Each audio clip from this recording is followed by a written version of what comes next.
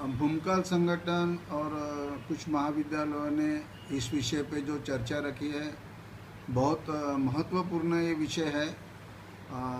अभी नक्सलवाद जो देश के करीबन मेरी जानकारी के हिसाब से 10 राज्यों में फैला हुआ है और काफ़ी करीबन 90 जिले से प्रभावित हुए हैं। सशस्त्र क्रांति की एक मूवमेंट कहा जाता है, लेकिन मैं इसे मूवमेंट मानने के लिए तैयार नहीं हूँ।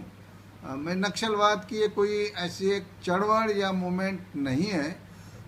हमेशा ये जो मूवमेंट होती है, ये मूवमेंट संविधानिक होती है, वो मूवमेंट डेमोक्रेटिक होती है, वो डेमोक्रेटिक वैल्यूज़ के लिए मूवमेंट होती है। इस देश में जो फ्रीडम मूवमेंट हुई महात्मा जी ने, तो देश को स्वतंत्रता मिलाने के लिए मूवमेंट चलाई, उसे मूवमेंट कहा जा सकता है। महात्मा ज्योतिबा फुले और डॉक्टर बाबा साहब आम्बेडकर, इन्होंने एक सामाजिक परिवर्तन की मूवमेंट चलाई, सामाजिक क्रांति उन्होंने इस देश में लाई। और लेकिन मैं इसे मूवमेंट मानने के लिए तैयार नहीं हूँ। मैं नक्सलवाद की ये कोई ऐसी एक चढ़वड़ या मूवमेंट नहीं है।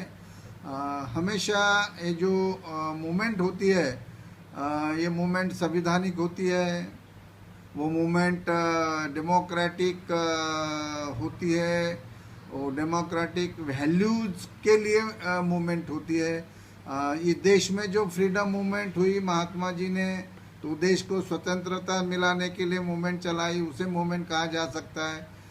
महात्मा ज्योतिबा फुले और डॉक्टर बाबा साहब आम्बेडकर, इन्होंने एक सामाजिक परिवर्तन की मूवमेंट चलाई, सामाजिक क्रांति उन्होंने इस देश में लाई।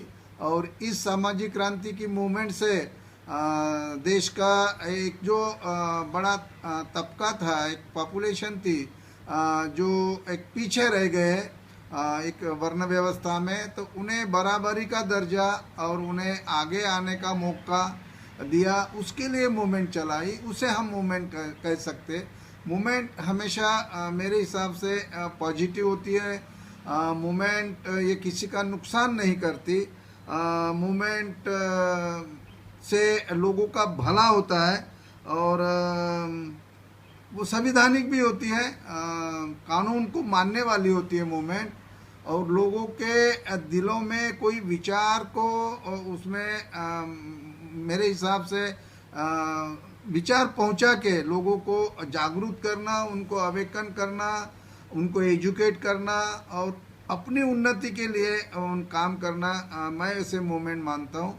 ये नक्सलाइट की जो जिसे मूवमेंट कहा जाता है, वो मैं नहीं मानता उसको मूवमेंट, क्योंकि एक निगेटिव है, वो संविधानिक नहीं है, वो डेमोक्रेसी को नहीं मानती।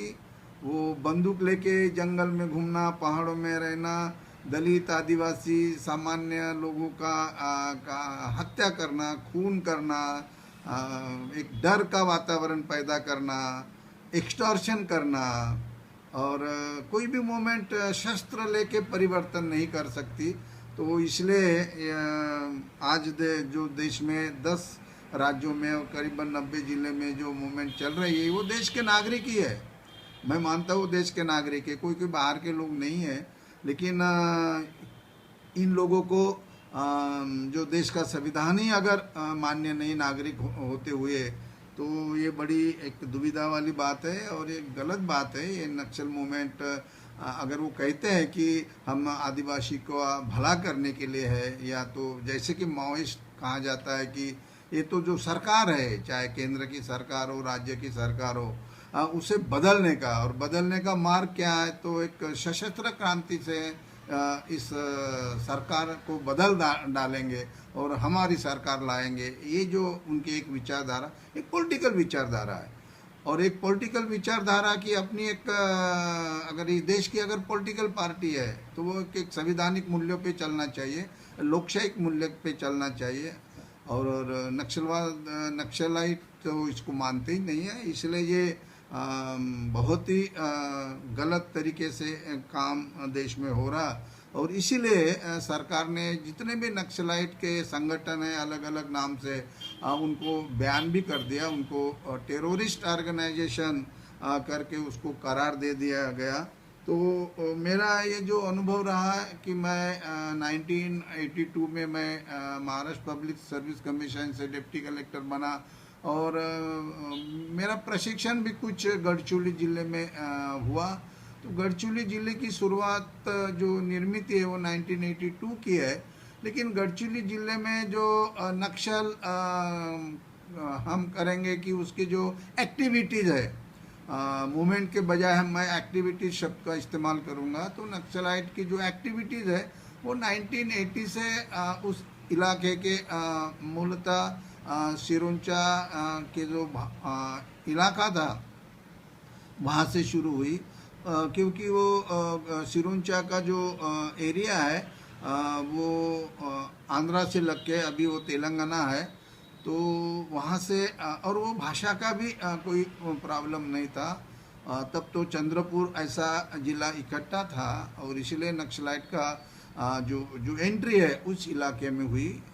अगर उस इलाके के हम इकोनॉमिक्स के बारे में, उनके सोशल स्ट्रक्चर, उनके एजुकेशन के बारे में, डेवलपमेंट के बारे में देखेंगे तो वो भी एक निराशाजनक स्थिति उस वक्त भी थी और आज भी है। एजुकेशन की लेवल बहुत कम, रोज़गार का कोई साधन नहीं है, इकोनॉमिकल कंडीशन वहाँ के जो लोगों की थी, अगर कुछ बहुत ही कम लोग अगर छोड़ दिए तो बहुत पावर्टी है। तो ऐसे हालत में जंगल का इलाका है, तो नक्सलाइट की वहाँ एंट्री होके उन्होंने नक्सलाइट ने उन लोगों के साथ मिलकर उनमें जाके गांव-गांव में जाके भुर्र कथा के माध्यम से उस वक्त संगम पार्टी हुआ करती थी। संगम के इसमें सरकार के खिलाफ, प्रशासन के खिलाफ उन्होंने लोगों को एक भड़काने का काम किया। मैं ये कहूँगा कि ये सरकार, ये प्रशासन शोषण करने वाला है, ये तुम्हें कुछ नहीं देता है प्रशासन, आप हमारे साथ आओ तो फिर हम हमारी सरकार आएगी, और हमारी सरकार आने के बाद में हम यहाँ सब कुछ करेंगे। ये एक सपना उस वक्त वहाँ के लोगों को, आदिवासी को दिखाया गया, और ताकि लोगों को एक कोई प्रशासन के बारे में भी एक जानकारी नहीं थी।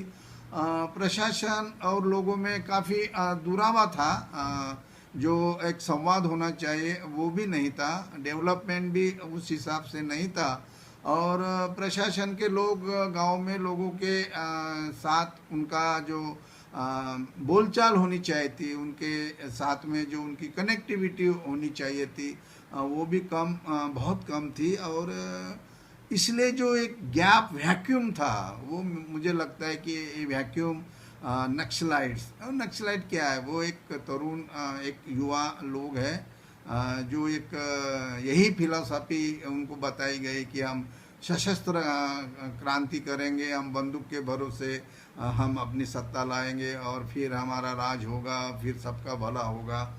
तो ये फिलॉसफी वो लोग उनमें फैलाते थे गांव के लोगों में। तो अब बंदूक लेके जब वो गांव में घूमते थे तो नेचुरली डर भी है लोगों में, और सरकार भी दूर थी। तो ये सारे जो मैंने जब देखा वहाँ पे हमने उसको अनुभवित भी किया। और मेरी ट्रेनिंग के बाद में मैं आयरी का एसडीएम बना।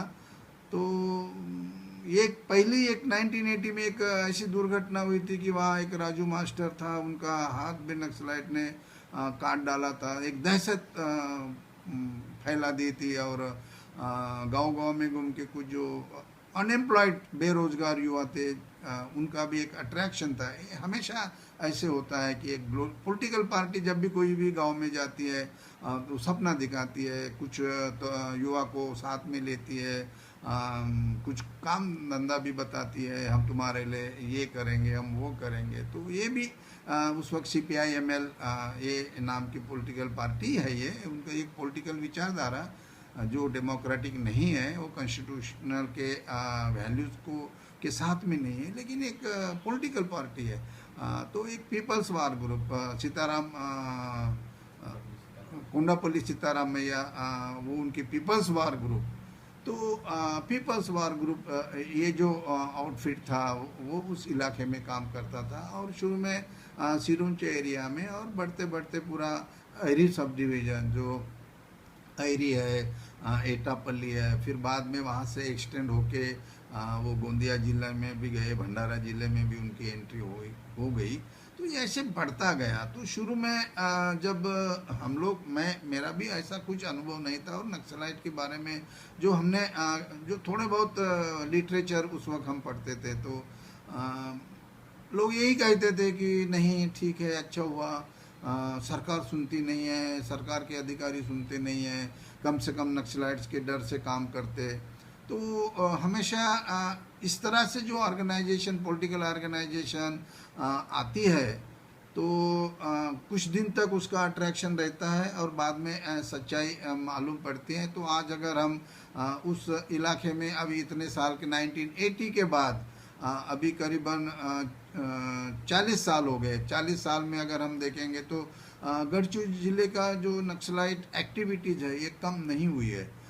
पुलिस या प्रशासन दावा करती है कि ये कम हुई, लेकिन मेरे हिसाब से वो एक्टिविटी चलती रहती है।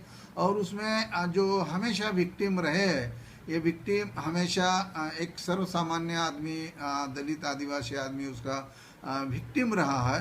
तो ये प्रशासन का भी मुझे लगता है कि दोष है, शुरू से दोष रहा है कि प्रशासन ने भी, चाहे वो स्थानिक प्रशासन हो या जिले का प्रशासन हो या राज्य शासन की सरकार और राज्य की सरकार हो, गढ़चिरौली जिले का जो आदिवासी इलाका है, वो आदिवासी की इलाका, ये दुर्गम इलाका है, ये बहुत पिछड़ा इलाका है, ये कह के हमेशा वहाँ के जो लोग हैं, चाहे आदिवासी हो या और भी लोग हैं उस जिले के, उनको सरकार ने जितना ध्यान देना चाहिए उतना ध्यान नहीं दिया।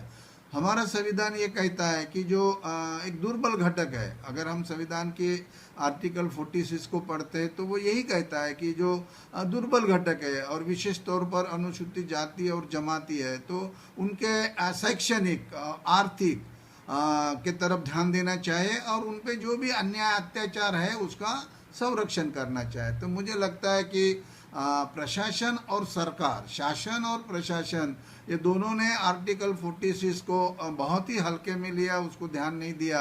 और उन आदिवासियों जो भी समाज के शोषित, पीड़ित, वंचित वर्ग के लोग इस जिले के रहे हैं, उनके तरफ उनका जितना ध्यान जाना चाहिए वो नहीं हुआ, और इसीलिए नक्सलाइट की वहाँ एंट्री हो गई। और जब नक्सलाइट आके उन्होंने एक ऐसी टेरराइजिंग या डिसरप्टिव एक्टिविटी शुरू की है, धमकाना शुरू किया है, यंत्रणा को धमकाना शुरू किया है, एक पैरेलल एडमिनिस्ट्रेशन उस इलाके में जब शुरू किया, तब सरकार का ध्यान गया।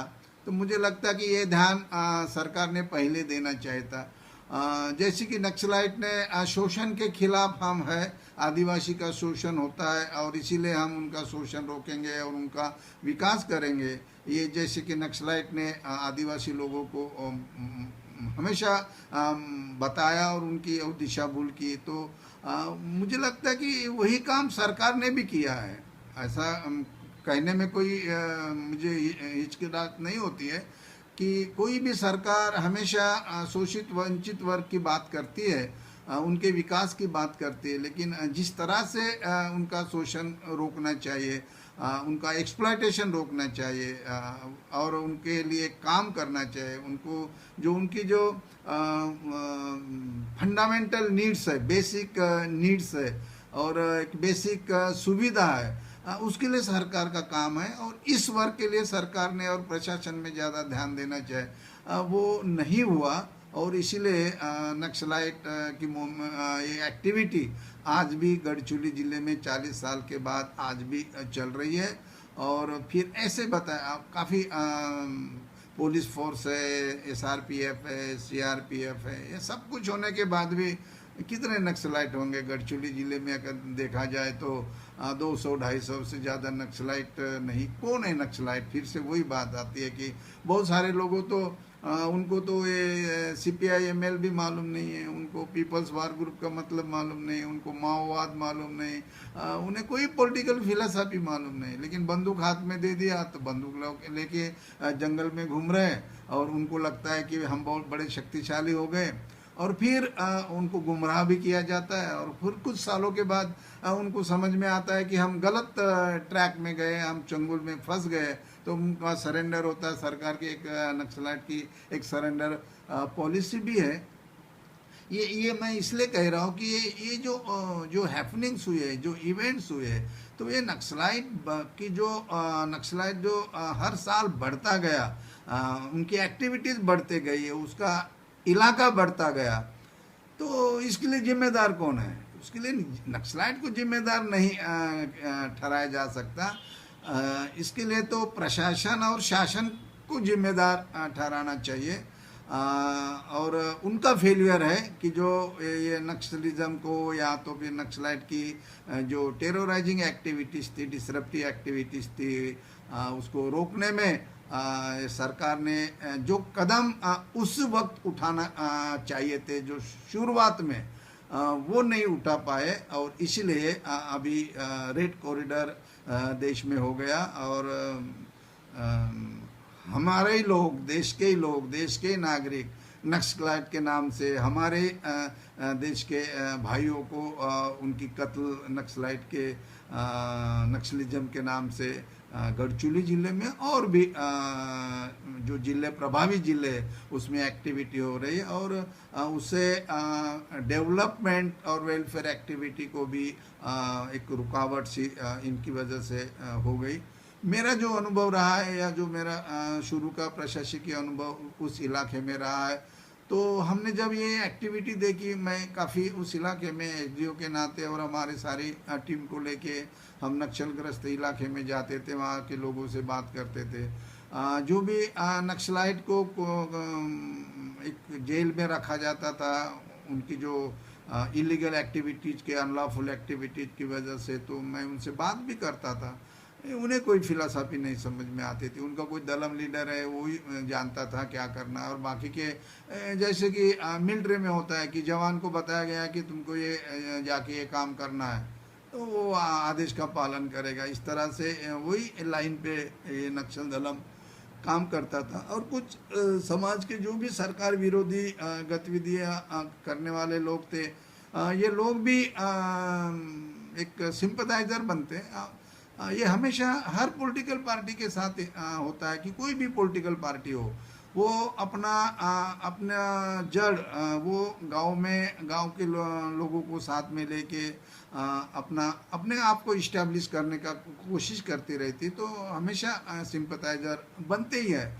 तो मुझे लगता है कि एक्टिविस्ट जो लोकल लोग थे वो बहुत कम रहे, सिंपथाइजर इसलिए रहे कि अगर नक्सलाइट ने बुलाया मीटिंग में उनके, तो उनको जाना पड़ेगा, क्योंकि डर पैदा है, बंदूक हाथ में लेके घूम रहे। तो और ऐसी कोई वारदात भी हुई, ऐसी घटना भी हुई कि जिन्होंने उनका नहीं माना, उनको उनकी हत्या कर दी गई, नुकसान कर दिया गया, स्कूल को जलाया गया, ग्राम पंचायत को जलाया गया, पुल को उन्होंने काम रोक दिया, डेवलपमेंट के काम नहीं होने दिए, जो विकास के काम के लिए आगे कोई व्यक्ति आएगा उसको डरा धमका दिया। तो ये सारी की वजह से इच्छा हो या ना हो, जो स्थानिक लोग हैं, उस गांव में रहने वाले लोग हैं, कि वो जंगल में रहने वाले लोग हैं, कि जिनकी कोई अपनी सुरक्षा नहीं है, तो ऐसे लोग ना चाहते हुए भी नक्सलाइट की मीटिंग में जाते थे। तो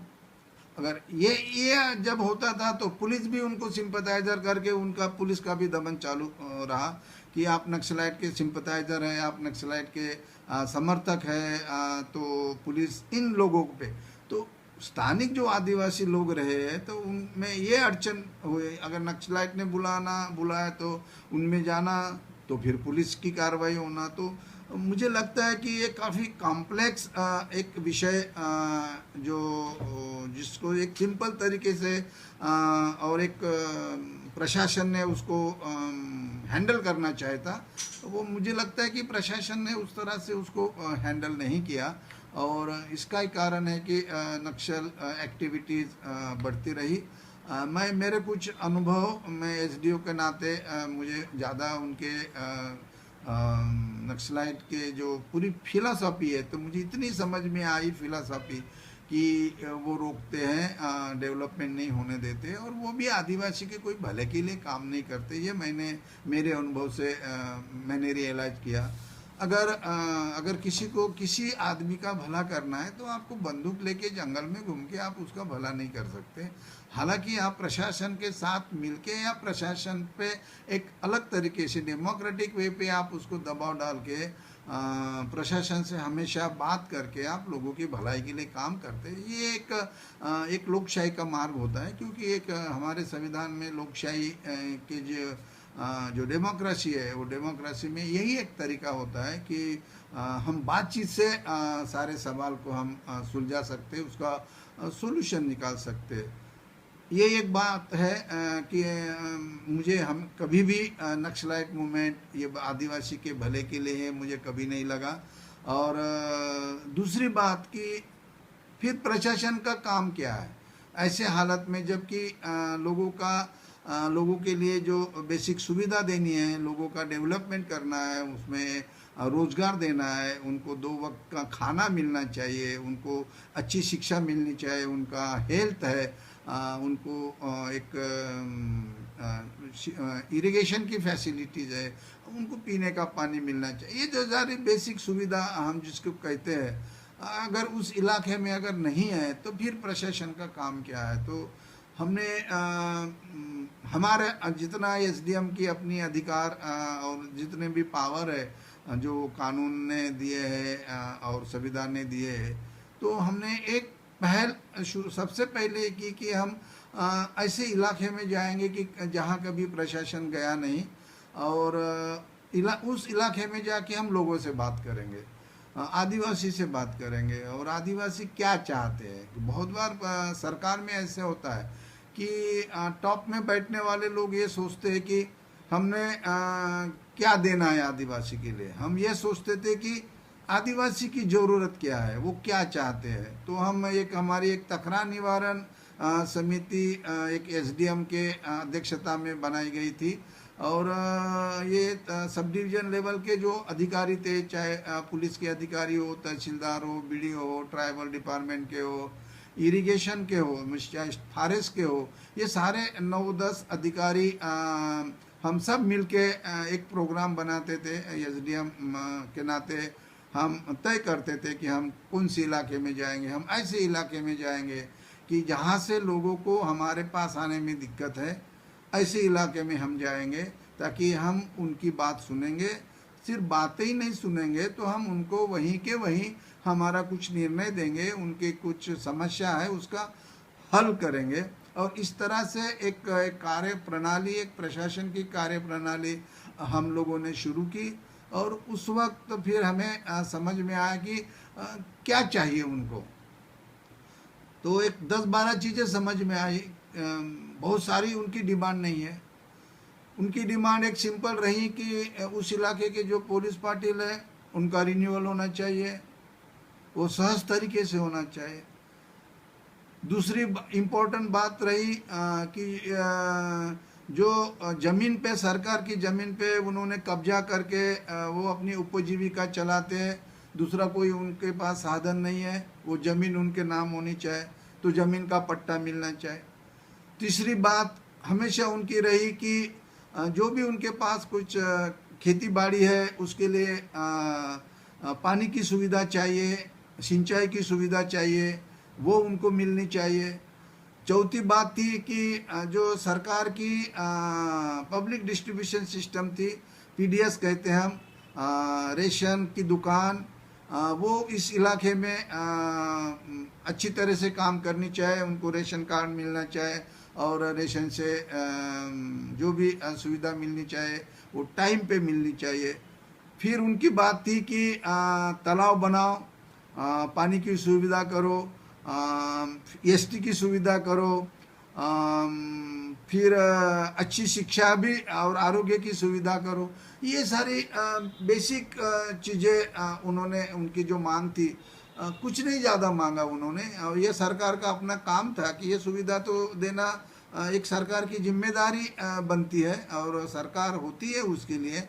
लेकिन इसका अभाव बहुत रहा। और दूसरा सबसे ज़्यादा अभाव रहा कि जो आदिवासी उस इलाके का है, जो माड़िया है, बड़ा माड़िया है, उसके बारे में जो सरकार के लोगों में ये जो एक आत्मीयता थी, चाहिए थी, जो प्रेम चाहिए, ये जो अपनापन की भावना चाहिए, उसका बहुत बड़ा अभाव था। तो हमने ये तकरार निवारण के माध्यम से जब हम उन इलाके में जाते थे तो उन पूरा टाइम बैठ के उनके साथ ये बातचीत करके वहाँ के जो कुछ आश्रम स्कूल के ड्रॉप आउट बच्चे थे या महिलाएं भी थी, तो लोग भी थे। ऐसा हमेशा कहा जाता है कि आदिवासी पढ़े लिखे नहीं है तो उन्हें कुछ नहीं समझता, लेकिन मेरा अपना अनुभव रहा है कि शायद वो पढ़े लिखे नहीं है, लेकिन वो समझदार लोग हैं, दे हैव ए विजडम, और वो समझते हैं कि अच्छा क्या है, बुरा क्या है। काफ़ी सिंपल लोग हैं, कम ज़रूरत है उनकी, वो सम्मान करने वाले लोग हैं, व्यवस्था का, अधिकारियों का सम्मान करते हैं और ज़्यादा कुछ नहीं मांगते हैं, किसी को डराते भी नहीं, किसी को फंसाते भी नहीं है। ऐसे एक सिंपल जीवन, अपनी एक उनकी एक विचारधारा, एक सरल जीवन की विचारधारा है। और ऐसे लोगों के साथ में अगर प्रशासन के लोग अच्छा व्यवहार नहीं करेंगे तो मुझे लगता है कि फिर समस्या हम खड़ी करते हैं। और यही समस्या नक्सलाइट ने भी खड़ी करी और वो प्रशासन ने भी खड़ी करी थी इसके पहले।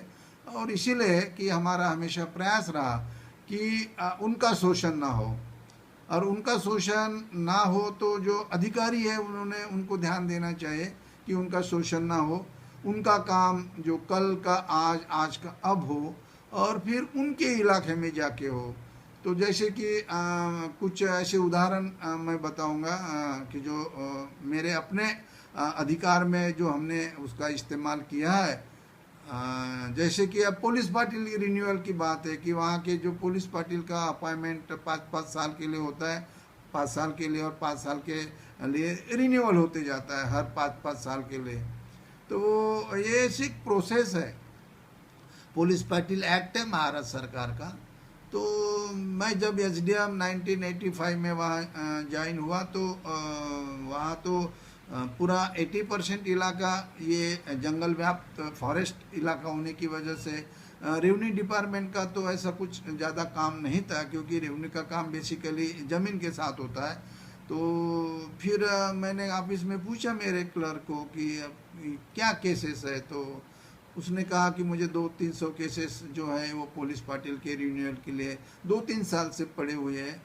तो मैं भी नया था, मेरा भी कोई ऐसा प्रैक्टिकल अनुभव नहीं था, तो मैंने पूछा कि ये 2-3 साल से क्यों पड़े हुए हैं। तो उसने मुझे बताया कि पुलिस पाटिल रिन्यूअल के लिए कि जो पुलिस पाटिल है उसके एक चारित्र का, अच्छा चारित्र का एक सर्टिफिकेट चाहिए, और वो सर्टिफिकेट नहीं आया। तो ये सर्टिफिकेट कौन देता है, तो एक तो पुलिस का आदमी देता है और रेवेन्यू डिपार्टमेंट का आदमी देता है।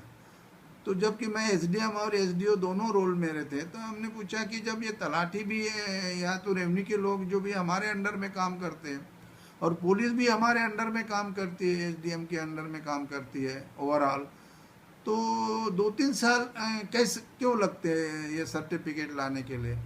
तो हमेशा उसका एक जवाब था कि ये काम तो पुलिस पाटिल का है, उसने उन लोगों के पास जाके लाना चाहा था, ये हमारा काम नहीं है। तो तब से मुझे ये समझ में आया कि ये जो प्रशासकीय कार्य प्रणाली थी वो ही थी कि अगर जिसको ज़रूरत है वो आएगा तब हम करेंगे, अगर नहीं आएगा तो नहीं होगा, हम अपने आप में कोई पहल नहीं करेंगे। मैंने फिर पूछा कि पुलिस पाटिल क्यों नहीं ला रहा है, अगर उसको ज़रूरत है या नहीं है। तो उसका कहना है कि ये तो कहना मुश्किल है, पुलिस पाटिल ने खुद होके ये सर्टिफिकेट लेके आना चाहिए। तो मैं जब एमपीएससी में बैठा तो एक सोशोलॉजी भी मेरा एक ऑप्शनल सब्जेक्ट था उस वक्त। तो मैंने थोड़ी सोशोलॉजी पढ़ी थी, वहाँ ट्राइबल सोसाइटी के बारे में पढ़ा था। और जैसे कि मैंने कहा कि ट्राइबल लोग बहुत सीधे सरल होते हैं, प्रामाणिक होते हैं। तो मुझे लगा अच्छे चारित्र के होते हैं। कम से कम हम ये कहेंगे कि 95% तो होते ही हैं 100 में से। तो हमने मैं ये सोचता रहा कि अगर ये लोग इतने अच्छे हैं तो इनका चारित्र अच्छा है तो इनके लिए सर्टिफिकेट की ज़रूरत क्या है। तो ये थोड़ा सा जानकारी के लिए, ये पुलिस पाटिल इस इलाके का कैसे होता है, क्या काम करता है, ये जो ग्राउंड रियलिटी जानने के लिए मैं एक आदिवासी गांव में गया। मेरे साथ तहसीलदार थे, पुलिस अधिकारी भी थे, रेवन्यू के सारे लोग थे। तो गांव में जाने के बाद हमने वो पुलिस पाटिल को बुलाया। जब मैंने वो पुलिस पाटिल को देखा तो एक लंगोटी लगाया था उसने, कुछ कपड़ा नहीं था ऊपर। मैंने बोला ये पुलिस पाटिल है। हमने उनसे एक जो माड़िया भाषा में हमारे साथ बात करने वाले हमारे तहसीलदार भी थे, हुसैन नाम के, उसको सारी भाषा आती थी, तो वो इंटरप्रेट करते थे। तो हमने वो पुलिस पाटिल को पूछा कि आप क्या करते हैं, काम क्या करते हैं। तो उसका कहना था कि मैं कोई काम नहीं करता। तो आप पुलिस पाटिल किस लिए है। तो उसका कहना था कि सरकार ने बनाया है, हम इसलिए हैं।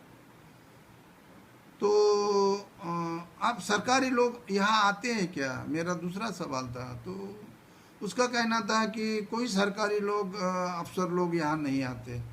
कभी गलती से पुलिस का आदमी आ जाता है और कभी तलाटी आ जाता है, बाकी कोई लोगों को आते हुए मैंने नहीं देखा है, नहीं आते। तो मैंने फिर पूछा कि पुलिस का आदमी आके क्या करता है। बोले कुछ नहीं करता, आता है, बात करता है, फिर आप उनके लिए क्या करते हो। तो वो बोलता है कि मैं उसका बंदोबस्त करता हूँ। तो फिर क्या बंदोबस्त करते हो। अगर उसने मांगा तो मैं दारू देता हूँ और मांगा तो मैं उसको मुर्गी खिलाता हूँ, बस यही काम करता हूँ। और वो बहुत कभी कभी सालों में एक आधी बार आता है, फिर आता नहीं। तो आपको मानधन मिलता है क्या। तो उसका कहना था कि हाँ, जब तक मेरा अपॉइंटमेंट था मिलता था, अभी नहीं है, रिन्यूअल नहीं, या जो भी है उसको आगे नहीं मिल रहा है। तो मैंने पूछा कि आप को रिन्यूअल चाहिए क्या।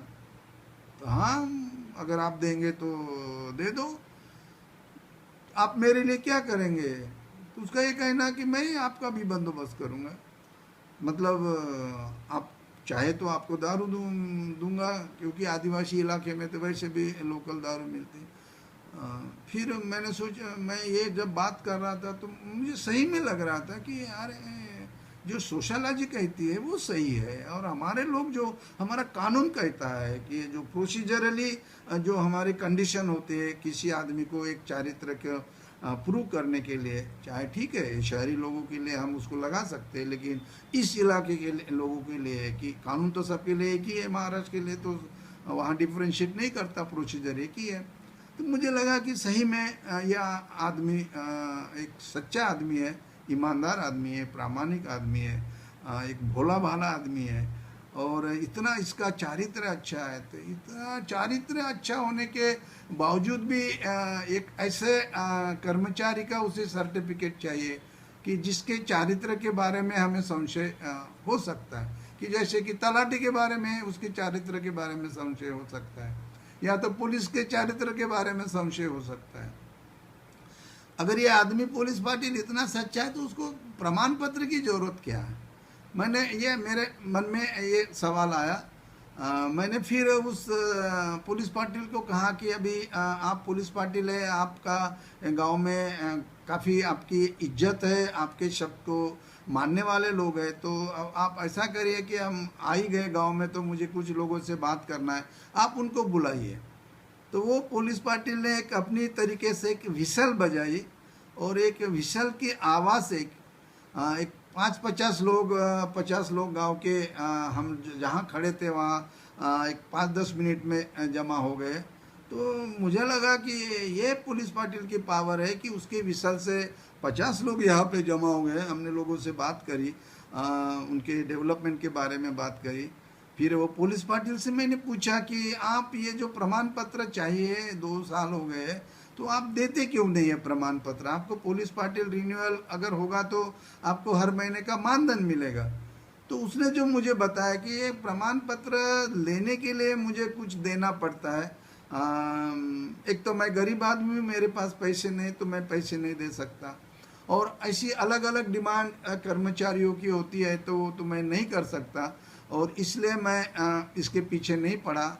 आप आए गांव में, तो अगर आपको लगता है तो आप दीजिए, अगर आपको नहीं लगता तो मत दीजिए। इस तरह से उस पुलिस पाटिल ने बताया। तो मुझे प्रशासन की, जैसे हम कहते हैं कि आंखें खोल दी उसने, कि एक सादे पुलिस पाटिल रिन्यूअल की एक प्रशासकीय व्यवस्था और किस कार्य प्रणाली से काम करती है। मैंने उस पुलिस पाटिल के साथ में जो मैंने 1 घंटा बात करी उस गांव में जाके, उससे मुझे समझ में आया और मैंने अपना मन बना लिया।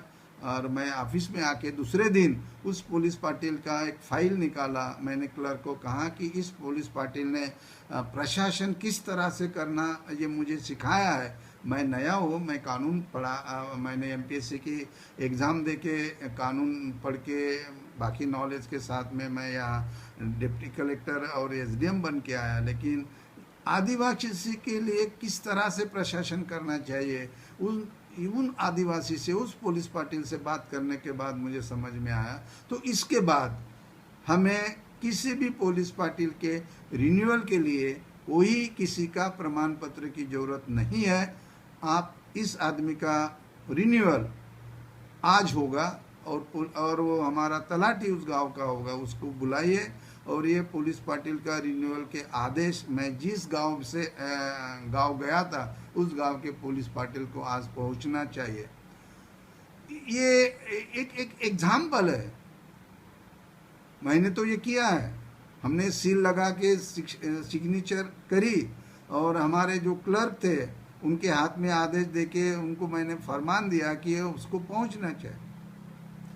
लेकिन ये क्लर्क मुझे ये कहते रहा, फिर भी उन्होंने कहा कि सर अभी तक हम ये प्रोसीजर से काम करते आए कि किसी भी पुलिस पाटिल को अगर रिन्यूअल देना है तो उसका कैरेक्टर सर्टिफिकेट पुलिस से या तलाटी से आना चाहिए। बिना सर्टिफिकेट से हमने नहीं दिया। आप इस तरह से कर रहे हैं तो ये तो प्रोसीजर के बाहर है, तो ये तो गलत हो रहा है, और आप नए हैं, आपको अनुभव नहीं है, तो अगर आप ऐसा नहीं करें तो अच्छा रहेगा। एक प्रोसीजर से चलना चाहिए। तो अब मैं उसे बुरा नहीं माना उसकी बात की, क्योंकि वो जिस तरीके से इतने सालों से काम कर रहा था वही काम से आगे चलाना चाहता था। वो ये रिजिडिटी थी प्रशासन की, उसको बदलाव ही नहीं चाहिए, प्रशासन में कोई बदलाव नहीं लाना। अब मैं थोड़ा नया यंग ऑफिसर होने की वजह से और वो गांव में जाके उससे बात करने की वजह से, और मैं थोड़ी सी सोशलॉजी, मैं वैसे भी एमएससी फिजिक्स का स्टूडेंट रहा हूँ, लेकिन जो मुझे अपील हुआ कि आखिर प्रशासन है किसके लिए, कानून है किसके लिए, प्रोसीजर है किसके लिए। और अगर मेरा सेटिस्फैक्शन अगर हो रहा है एसडीएम करके और मुझे निर्णय लेना है, तो मैंने वो दाखला दे के लेना है कि बिना दाखले से मेरा जो प्रैक्टिकल अनुभव उसके आधार से लेना। तो मैंने उसे क्लर्क से कहा कि ठीक है, तुम अपने अनुभव से ये बता रहे, लेकिन आज के बाद यही तरीके से काम होगा। इस अपने इलाके के जो एसडीएम का प्रांत था, ये सारे हमारे इलाके के जितने भी पुलिस पाटिल के रिन्यूअल पड़े हुए हैं या आगे आने वाले, उनसे कोई दाखला नहीं मांगा जाएगा, और बिना दाखले से हम उस पर, हमारा विश्वास है आदिवासी पे, वो झूठ नहीं बोलते। हम इतना ही करेंगे कि उनका एक स्टेटमेंट लिख के लेंगे, अगर कल चल के अगर कोई झूठ साबित हुआ तो हम उसको निकाल सकते, वो हमारा अधिकार है। लेकिन 2-2, 3-3 साल से उसके प्रकरण वो सर्टिफिकेट नहीं लाता, इसके लिए रखना, बंद रखना, पेंडिंग रखना, ये कोई हमारे प्रशासन का कोई विजडम नहीं है, और ये हमारी कार्य प्रणाली आगे नहीं रही। और इसीलिए इसी तरीके से हमने वो पुलिस पाटिल का रिन्यूअल देना शुरू किया। फिर लोगों का आना जाना शुरू हुआ, लोगों के साथ बातचीत होती रही। गांव में जाते थे हम, तब वहीं हमारे सील और सब कुछ ले जाते थे, वहीं उनका रिन्यूअल लेते थे, देते थे।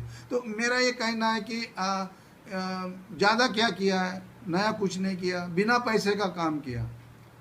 अब फिर एक घटना ऐसी हुई कि जबकि एक 9-10 लोग मेरे ऑफिस में आए रिन्यूअल के लिए, और एक स्टेटमेंट लिख के हमने 1 घंटे में उनके हाथ में पुलिस पाटिल रिन्यूअल का जब आदेश दिया, तो आदेश देने के बाद एक आदमी बाहर गया और फिर कुछ आधा घंटे बाद आया, और आने के बाद उसने एक मुझे 100 रुपये की नोट ऑफर की, देने लगा। मैंने पूछा, ये 100 रुपये की नोट किस लिए दे रहे हो?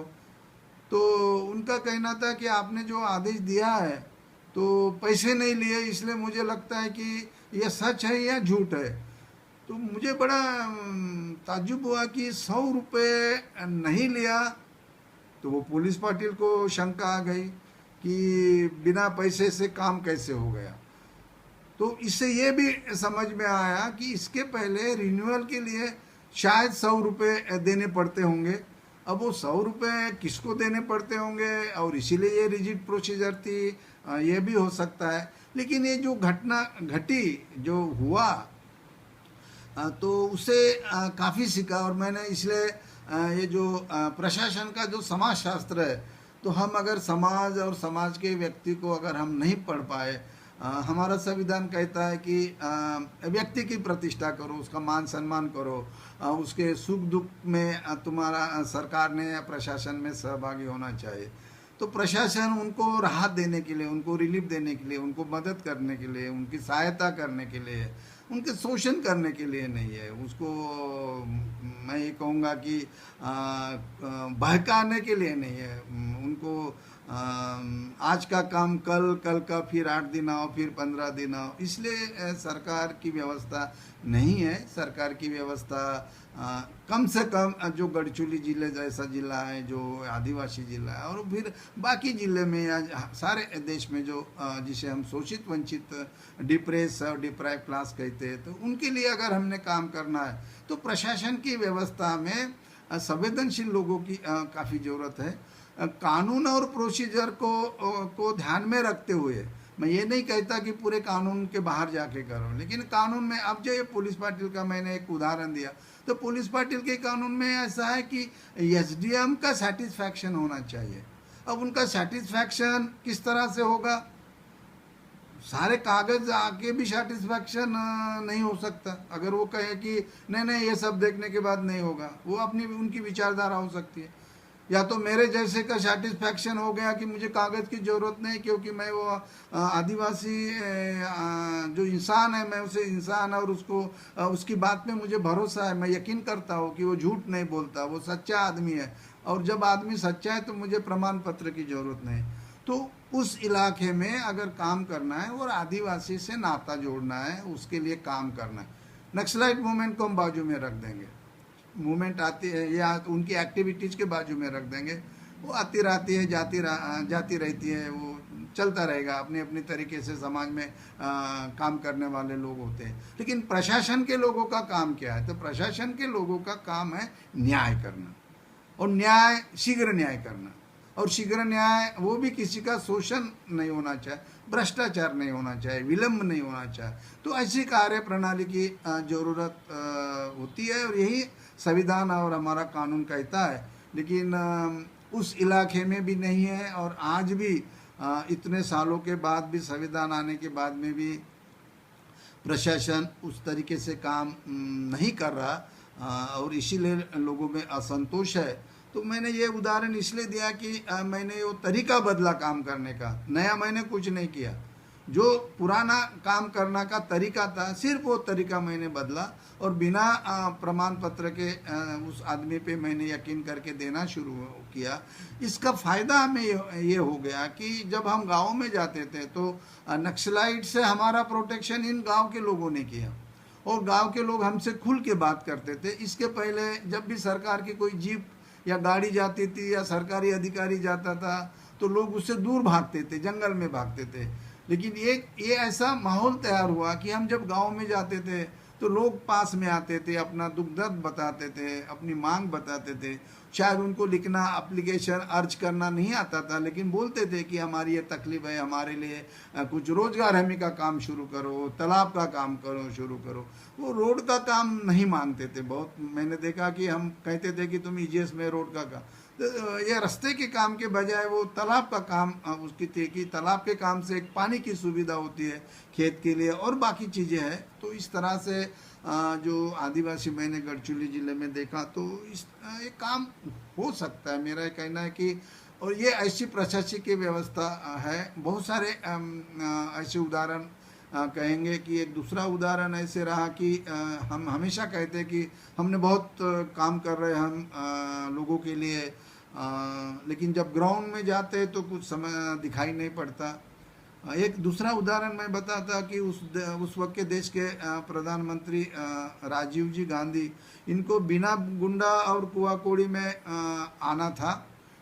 जब वो प्रधानमंत्री बने तो आदिवासी इलाके में जाके आदिवासी से बात करते थे। तो सितंबर 1986 में एक अगस्त 86 में उस इलाके में काफ़ी फ्लड भी हुआ था। तो पीएमओ से हमारे चीफ सेक्रेटरी को और चीफ सेक्रेटरी के माध्यम से डिस्ट्रिक्ट कलेक्टर को और उससे माध्यम से हम एसडीएम थे, हमारे पास मैसेज आया कि प्रधानमंत्री बिना गुंडा जाना चाहते हैं। और वो सितंबर का महीना 1986 सितंबर का महीना।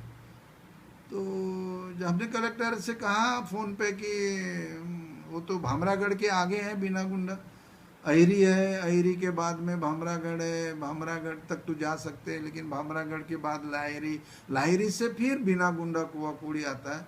और वो अबुझ माड़ कहते हैं कि वो बाद में अभी का छत्तीसगढ़ का बॉर्डर आता है। और डेन ऑफ नक्सल भी कहते हैं। अभी उस वक्त भी नक्सलाइट की एक्टिविटी उस इलाके में थी, लेकिन अभी ज़्यादा एक्टिविटी वो दोनों महाराष्ट्र के और छत्तीसगढ़ का वो बॉर्डर भी पड़ता है और काफ़ी डेंस फॉरेस्ट है। उसको मोबिलिटी नहीं, एक्सेसिबिलिटी भी नहीं है। ये भी एक कारण है कि वहाँ नक्सल एक्टिविटी उनके ट्रेनिंग्स हो या जो भी उनके दलम के लोग उनकी मीटिंगें वहाँ होती है। तो लेकिन फिर ऑफ हैंड तो नहीं कह सकते, लेकिन फिर उस वक्त डिस्ट्रिक्ट हमने कहा कि चलो हम भामरागढ़ में जाके लोगों से बात तो करेंगे किस तरह से करना है। तो भामरागढ़ गए, वहाँ कुछ आदिवासी के नेता लोग थे और बाकी लोगों से यंत्रणा थी, उनसे बात करें तो सारे लोगों का यही कहना था कि हम बिना गुंडा तो जाना मुश्किल नहीं है। वहाँ तो पहला हेलीकॉप्टर भी अगर उतरना है तो हेलीकॉप्टर के लिए थोड़ा बहुत भी काम करने के लिए हम वहाँ नहीं जा सकते, हेलीपैड नहीं बना सकते, कोई व्हीकल जा ही नहीं सकती। वो सिर्फ मार्च के बाद में उसमें काम बलर्चा पेपर मिल कुछ अपने बाम्बू एक्सट्रैक्शन के लिए फिर रोड बनाती है, कच्चा रोड उसको रिपेयर करती है।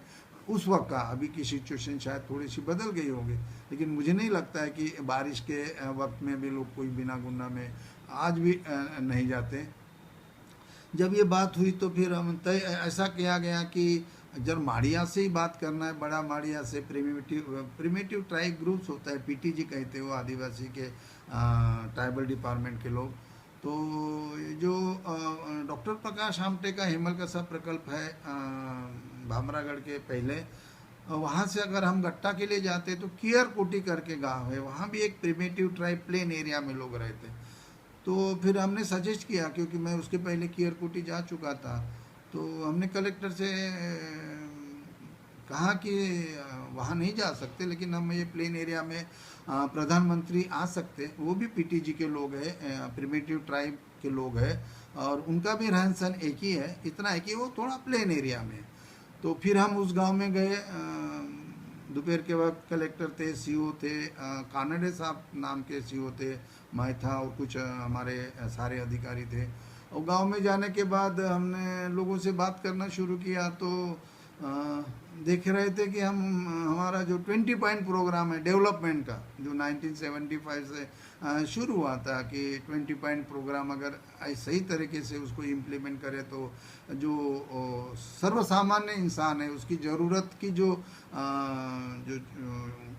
ज़रूरतें है और वो जो सुविधा है वो 20 पॉइंट प्रोग्राम में ऑलमोस्ट कवर करती थी, वो दे सकते थे। तो हमने पूछा उनको कि ये गांव में क्या क्या काम हुआ है, क्या हो रहा है, तो उसका कहना है कुछ तो नहीं हो रहा है। तो कियरकोटी में सिर्फ एक आश्रम स्कूल थी और बाकी तो कुछ दिखाई नहीं पड़ा, क्योंकि रास्ता भी नहीं था, कच्चा रास्ता था और गांव में नया कुछ नहीं दिखाई पड़ रहा। हमने उन लोगों से फिर पूछा कि गांव में रेशन की दुकान चालू है क्या, क्योंकि वो भी एक 20 पॉइंट प्रोग्राम में एक प्रोग्राम था। आईटीडीपी में ये प्रोग्राम चालू हुआ था, इंटीग्रेटेड ट्राइबल डेवलपमेंट प्रोग्राम में। तो फिर उन्होंने कहा कि स्वस्थ धान्य दुकान कहाँ है, बंद है। तो क्यों बंद है, तो उसका तो उसे कोई आंसर नहीं था, वो क्या बताएगा बंद क्यों है, तो वो तो सरकार के लोगों का बताना है। अब मैं तो एसडीएम था और हमारे तहसीलदार भी साथ में थे। फिर उनसे पूछा गया कि ठीक है स्वस्थ धान्य दुकान बंद है, लेकिन रेशन कार्ड तो होगा तुम्हारे पास। तो वो आदमी ने कहा, आदिवासी आदमी ने, कि जब दुकान ही नहीं है चालू तो फिर रेशन कार्ड लेके हम क्या करेंगे। अब वो भी उसका लॉजिकल सवाल था कि अगर दुकान नहीं तो रेशन कार्ड क्यों लेंगे। तो उसके पास रेशन कार्ड भी नहीं था, दुकान भी नहीं था। और हम सोच रहे हैं कि जिला 1982 में हो गया। हम बड़े शर्मिंदा हो गए अपने आप को। हम सोच रहे कि हम क्या करें, अगर प्रधानमंत्री आएंगे तो हम रेशन कार्ड भी दे नहीं पाए, दुकान भी नहीं है, क्या वो बोलेंगे कि क्या महाराष्ट्र पुरोगामी सरकार कहते हो और ये आदिवासी इलाके काम। देखिए बड़ा एक सोच वाली बात होती है। फिर हम काफ़ी गंभीर हो गए कि नाराज भी हो गए कि हम विश्वकर्मी कार्यक्रम 20 पॉइंट प्रोग्राम को अगर हम इस गांव में अगर हम अप्लाई करें तो एक आश्रम स्कूल छोड़ के हमें तो कुछ दिखाई नहीं पड़ रहा। तो हमारी सारी जो यंत्रणा है वो क्या कर रही है यंत्रणा। हम एक दूसरे की तरफ देख रहे, कलेक्टर है, हम फिर पूछे हैं क्या रेशन कार्ड भी नहीं दे पाए। अब वो वक्त क्या एक दूसरे पे नाराज होने का नहीं था, लेकिन हमें अपने आप में काफ़ी शर्मिंदगी हुई कि नहीं कहीं तो गलत हो रहा। फिर आए हम और कलेक्टर साहब ने आलापल्ली से वो हमने टेलीफोन एक्सचेंज में जाके वहाँ लाइटनिंग कॉल लगा के चीफ सेक्रेटरी को बताया कि सर बिना गुंडा तो जाना मुश्किल है, लेकिन एक प्लेन एरिया है वहाँ प्रधानमंत्री जी आ सकते हैं कियरकोटी में, जो कि हेमलकसा प्रकल्प से आगे है। वहाँ हेलीपैड को हम खेत की ज़मीन पे हम उसको हेलीपैड बना सकते हैं और वहाँ लोगों से बात हो सकती है। ये कहते हुए उन्होंने कलेक्टर साहब ने ये भी कहा, डॉक्टर मुंशीलाल गौतम कलेक्टर थे उस वक्त, उन्होंने ये कहा कि सर एक बात मैं बताऊँ कि वहाँ 20 पॉइंट प्रोग्राम जीरो है, कुछ नहीं है। तो फिर नाचक्की हो जाएगी कि सर महाराष्ट्र सरकार की कि प्रधानमंत्री आएंगे वहाँ कुछ भी नहीं दिखाई पड़ेगा सिवाय एक आश्रम स्कूल। तो चीफ सेक्रेटरी भी क्यों भी नाराज होना है, वहाँ बैठे बैठे बम्बई में उनको लगा कि ये लोग कुछ काम नहीं कर रहे हैं। ट्राइबल डिपार्टमेंट का, हालांकि तो ट्राइबल डिपार्टमेंट का काम ज़्यादा होता है, वो आईटीडीपी प्रोजेक्ट चलाना, और आदिवासी के लिए उनका एक अलग से डिपार्टमेंट है। आईटीडीपी का प्रोजेक्ट है, यहाँ नागपुर में एडिशनल ट्राइबल कमिश्नर होते हैं, उनका काम ज़्यादा होता है उस इलाके में। लेकिन ये कलेक्टर तो ये नहीं कह सकते कि ये मेरा काम नहीं है, कि ज़िले में जो भी सवाल आता है, जो भी विकास की बात हो या जो भी हो, उसका तो उसकी तो जिम्मेदारी कलेक्टर की होती है। अगर उनका खुद का फेल्यूर हो या ना हो तो मॉरल रिस्पॉन्सिबिलिटी होती है। जब ऐसे कहा तो चीफ सेक्रेटरी नाराज़ हो गए और उसके बाद में प्रोग्राम तो कुछ हुआ नहीं, क्योंकि राजीव जी गांधी इनको बिना गुंडा कोड़ी जाना था और फिर वो आए नहीं। लेकिन हमने सोचा कि ये फिर एक टर्निंग पॉइंट हुआ हमारे प्रशासन के लिए। फिर हमने रेशन कार्ड दुकान देना शुरू किया और रेशन कार्ड के लिए एप्लीकेशन, उसके लिए जो पैसे लगते थे वो भी कलेक्टर ने वेव ऑफ कर दिया कि कोई आदिवासी से पैसे नहीं लेना, उसको सबको रेशन कार्ड देना हो। फिर रेशन कार्ड देने की मुहिम चालू कर दी। दुकान जब भी चालू होगा लेकिन पहले रेशन कार्ड दो। तो ये मुहिम शुरू हो गई तो रेशन कार्ड देना शुरू हो गया।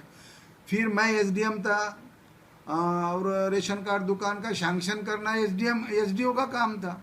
तो हमने भी देखा कि ये जब तक ये किस्सा सामने नहीं आया हम लोगों का उतना ध्यान नहीं गया।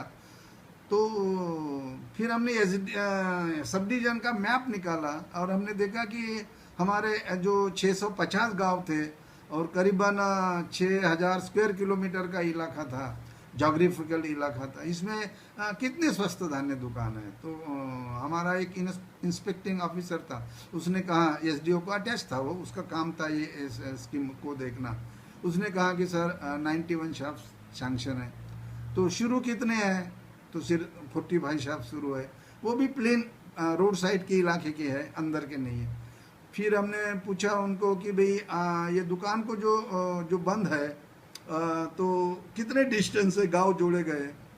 तो ऑन एन एवरेज उसने बताया कि अंदर में जो दुकान सैंक्शन किए हुए है वो कभी 20 किलोमीटर 25 किलोमीटर। तो हमने सोचा कि ये कैसे प्रैक्टिकल है कि 20 किलोमीटर से आदमी दुकान में ये कुछ गेहूँ या राशन या तेल लेने आएगा, ये तो गलत है। तो हम दुकान को हम उसको छोटे छोटे दुकान क्यों नहीं बना सकते। तो उसको कहना है कि फिर हमें प्रस्ताव बनाना पड़ेगा। फिर वही बात प्रशासन में वही है कि कोई बदलना नहीं चाहता, प्रस्ताव बनाना पड़ेगा, फिर वो कलेक्टर साहब के पास भेजना पड़ेगा, वो डीएसओ से सैंक्शन लेना पड़ेगा, कलेक्टर से सैंक्शन लेना पड़ेगा, और तभी ये हो पाएगा। तो मैंने उनसे कहा कि स्वस्थ धान्य दुकान को सैंक्शन करने का अधिकार किसका है। तो बोले दुकान को सैंक्शन करने का अधिकार तो एसडीओ का है। तो हमने बोला कि अगर दुकान सैंक्शन करने का अधिकार अगर एसडीओ का है तो छोटे छोटे दुकान करके उसको सैंक्शन करने का भी अधिकार एसडीओ इस्तेमाल करेंगे। हमें कोई प्रस्ताव भेजने की ज़रूरत नहीं। हमने अभी ये सारे दुकान को छोटा करेंगे और उसका 5 किलोमीटर के अंदर लोग वो गांव जोड़ा जाएगा। इस तरह से उसका विभागनी करेंगे और जितने भी हमारे बंद है दुकान उसको हम शुरू करेंगे और उसकी अभी एक मुहिम चलाएंगे रेशन कार्ड के साथ साथ। तो फिर हमारी जो एक तकरार निवारण समिति थी, वो तकरार निवारण समिति के साथ में जब हम जो इलाके में जाना हमने शुरू किया, फ्रिक्वेंटली हमने फिर चालू करी। 10-15 गांव के लोग वहाँ इकट्ठा होते थे। फिर हम उनके सामने ये हम फिर समस्या रखते थे कि आपके पास स्वस्थ धान्य दुकान है क्या। तो वो कहते थे नहीं है। चाहिए क्या? हाँ चाहिए। तो फिर ये छोटा इस तरह से दुकान बनाएंगे, इतने गांव के लेके। अगर 10-15 गांव के लोग हैं तो उसकी 3-4 दुकान करेंगे, उसको एक छोटा छोटा 500 यूनिट का दुकान करेंगे। तो वो बोलेंगे बहुत अच्छा है, करिए। फिर हम कहते थे उनको कि भाई ये दुकान किसको देना है, आप बताइए, आप में से कोई आदमी चलाएगा। तो वो फिर किसी एक ड्रॉप आउट या जो आश्रम स्कूल का लड़का या गांव का अच्छा है, थोड़ा बहुत लिखा पढ़ा, उसका नाम बताते थे, ठीक है उसको दुकान देंगे। फिर हम कहते थे कि इसके लिए पैसा कौन देगा। तो एक आईटीडीपी की एक स्कीम थी, उसमें 5,000 मिलते थे और ग्रामीण बैंक से कुछ लोन मिलता था दुकान के लिए। तो उनका कहना था कि हम भी कुछ गांव वाले लोग पैसा जमा करेंगे जब भी जरूरत पड़ेगी। तो इस तरह से इतना कोऑपरेशन गांव वालों का रहता था। तो हमने छोटे छोटे दुकान करना शुरू किया। तो उसमें तरीका हमने प्रोसीजर ये इस्तेमाल करी कि गांव के लोग बताएंगे कि दुकान का बाइफर्केशन कैसा होगा, जो भी हमारे कमेटी में आएंगे गांव के लोग बताएंगे कि दुकान कौन चलाएगा। फिर वो सारे हमने नियम कानून भी बताते थे, उसमें कैसे फ़ायदा होता, क्या करना क्या नहीं करना, तो उसमें चोरी नहीं करना, वो सारी चीज़ें बताते थे। अगर ऐसा किया तो फिर एक बार दुकान अगर बंद हो गया तो फिर नहीं। और वैसे भी आदिवासी लोग तो ईमानदार लोग थे, इसलिए ये सब चोरी वोरी वाला काम तो उनके तरफ नहीं था। फिर भी बताना हमारा काम था। तो इस तरह से हमने सारे के सारे दुकान हमने एक्टिवेट करके मेरा जो एक ये हमने मुहिम 1986 से शुरू की। प्रधानमंत्री का जो संभाव्य दौरा था उसके बाद में, तो मेरे 89 होने तक हमने करीबन 136 दुकानें एक्टिवेट करी और छोटी छोटी करी, हमने अपने अधिकार में करी। अगर हम वो कलेक्टर को भेजेंगे तो वहाँ से जो टाइम जाता था, तो हमने सोचा कि अगर लोगों के लिए काम करना है तो एक तो अधिकार उस लेवल पे देना चाहिए, या तो फिर वो अधिकारी ने एक पॉजिटिव उसका अधिकार का इस्तेमाल करना चाहिए। हम लोग ये इस्तेमाल इसलिए करते थे कि उसमें अभी हम देखते हैं कि स्वस्थ धान्य दुकान अगर अलॉट करना है प्लेन एरिया में तो उसका जाहिरात निकालो, एप्लीकेशन मंगाओ, फिर कोई किसी की सिफारिश आएगी, आमदार कहेगा मेरे आदमी को दो, और कोई कहेगा मेरे आदमी को दो, कोई बड़ा आदमी कहेगा जो धंधेवाई के है वो मुझे दे दो, उसमें भ्रष्टाचार भी होता है। तो हमारी पद्धति इतनी सिंपल थी कि आदिवासी लोग बताएंगे उसको हम दुकान देंगे और उनके सामने देंगे, तय वही होगा, वही एप्लीकेशन भर के देगा। फिर उसको हम बस तहसील में बुलाएंगे और वो हम उसको लाइसेंस दे देंगे और गोडाउन से माल दे देंगे और जो भी सरकार की तरीके। और उस इलाके में इस तरह से था कि जो भी माल लेके जाता था उसका एक्चुअल जितना खर्चा आता था वो सरकार देती थी, उसको अपने जेब से कोई पैसा नहीं देना पड़ता था। और उसमें एक फैमिली अपना सरवाइव करेगी, इस तरह से की व्यवस्था उसमें थी। तो इस तरह से हम कंट्रोल की दुकान, उसको जो कंट्रोल की दुकान कहते हैं गांव की भाषा में, रेशन शॉप को हमने 137 दुकान की छोटी, और महाराष्ट्र सरकार में कुछ सालों बाद में फिर इस तरह के से स्कीम लाई कि वो दुकान छोटी छोटी होनी चाहिए, हर गांव में दुकान होनी चाहिए। हमने तो भी 4-5 गांव के लिए उस इलाके में, जबकि सरकार के सामने ये कोई तरीका नहीं था या कोई ऐसा प्रपोजल नहीं था। तो कहने का मतलब यह है कि जो अधिकारी, जो प्रशासन के अधिकारी जो डेवलपमेंट के लिए का काम जिसके तरफ है, वो अधिकारी अगर एक अपना मॉरल स्ट्रेंथ लेके एक ईमानदारी से अगर काम करना चाहे तो वो काम किया जा सकता है। और ये टर्निंग पॉइंट रहा कि प्रधानमंत्री तो आए नहीं, लेकिन उस इलाके में उनके न आते हुए भी सबको रेशन कार्ड मिला और दुकानें भी शुरू हो गई। आज की स्थिति तो मुझे नहीं मालूम, लेकिन अब इतना होने के बाद भी कुछ कमियां जरूर रह जाती है कि जो रिपोर्टिंग सरकार का जो होता है वो नीचे लेवल से रिपोर्टिंग आता है, वो जो कंपाइल जो हम उसको करके सरकार को भेजते थे और एक अच्छा एक चित्र निर्माण होता है।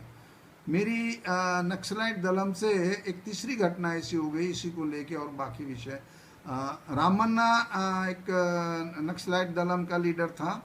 तो चोखेवाड़ा गांव है कसनसुर के पास एट्टापल्ली तालुका में।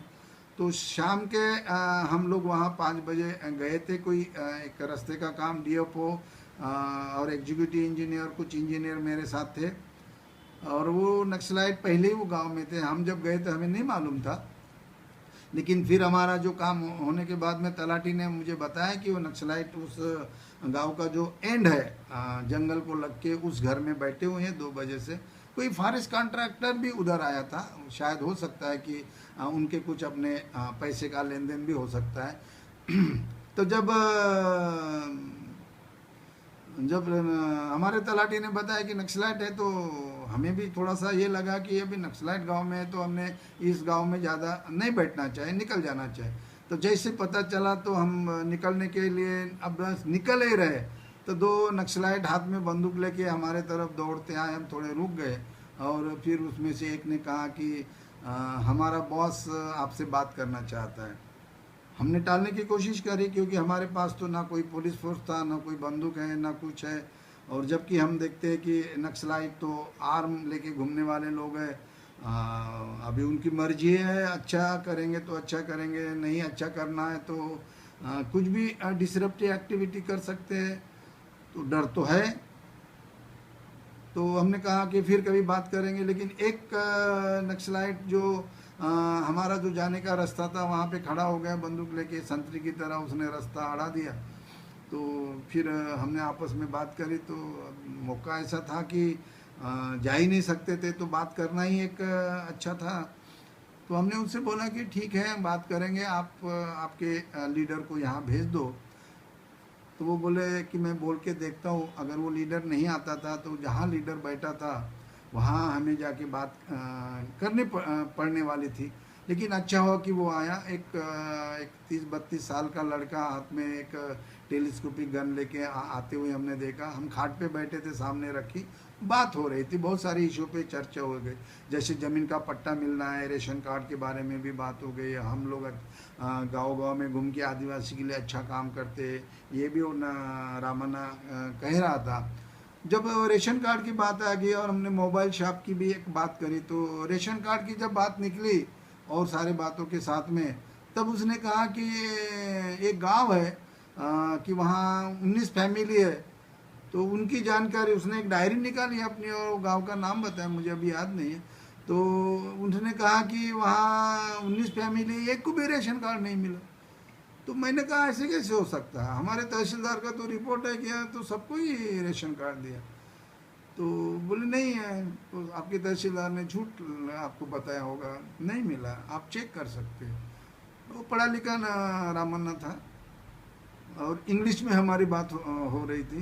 तो हमने दूसरे दिन हम बोले कि ठीक है हम कंफर्म करेंगे, वेरीफाई करेंगे।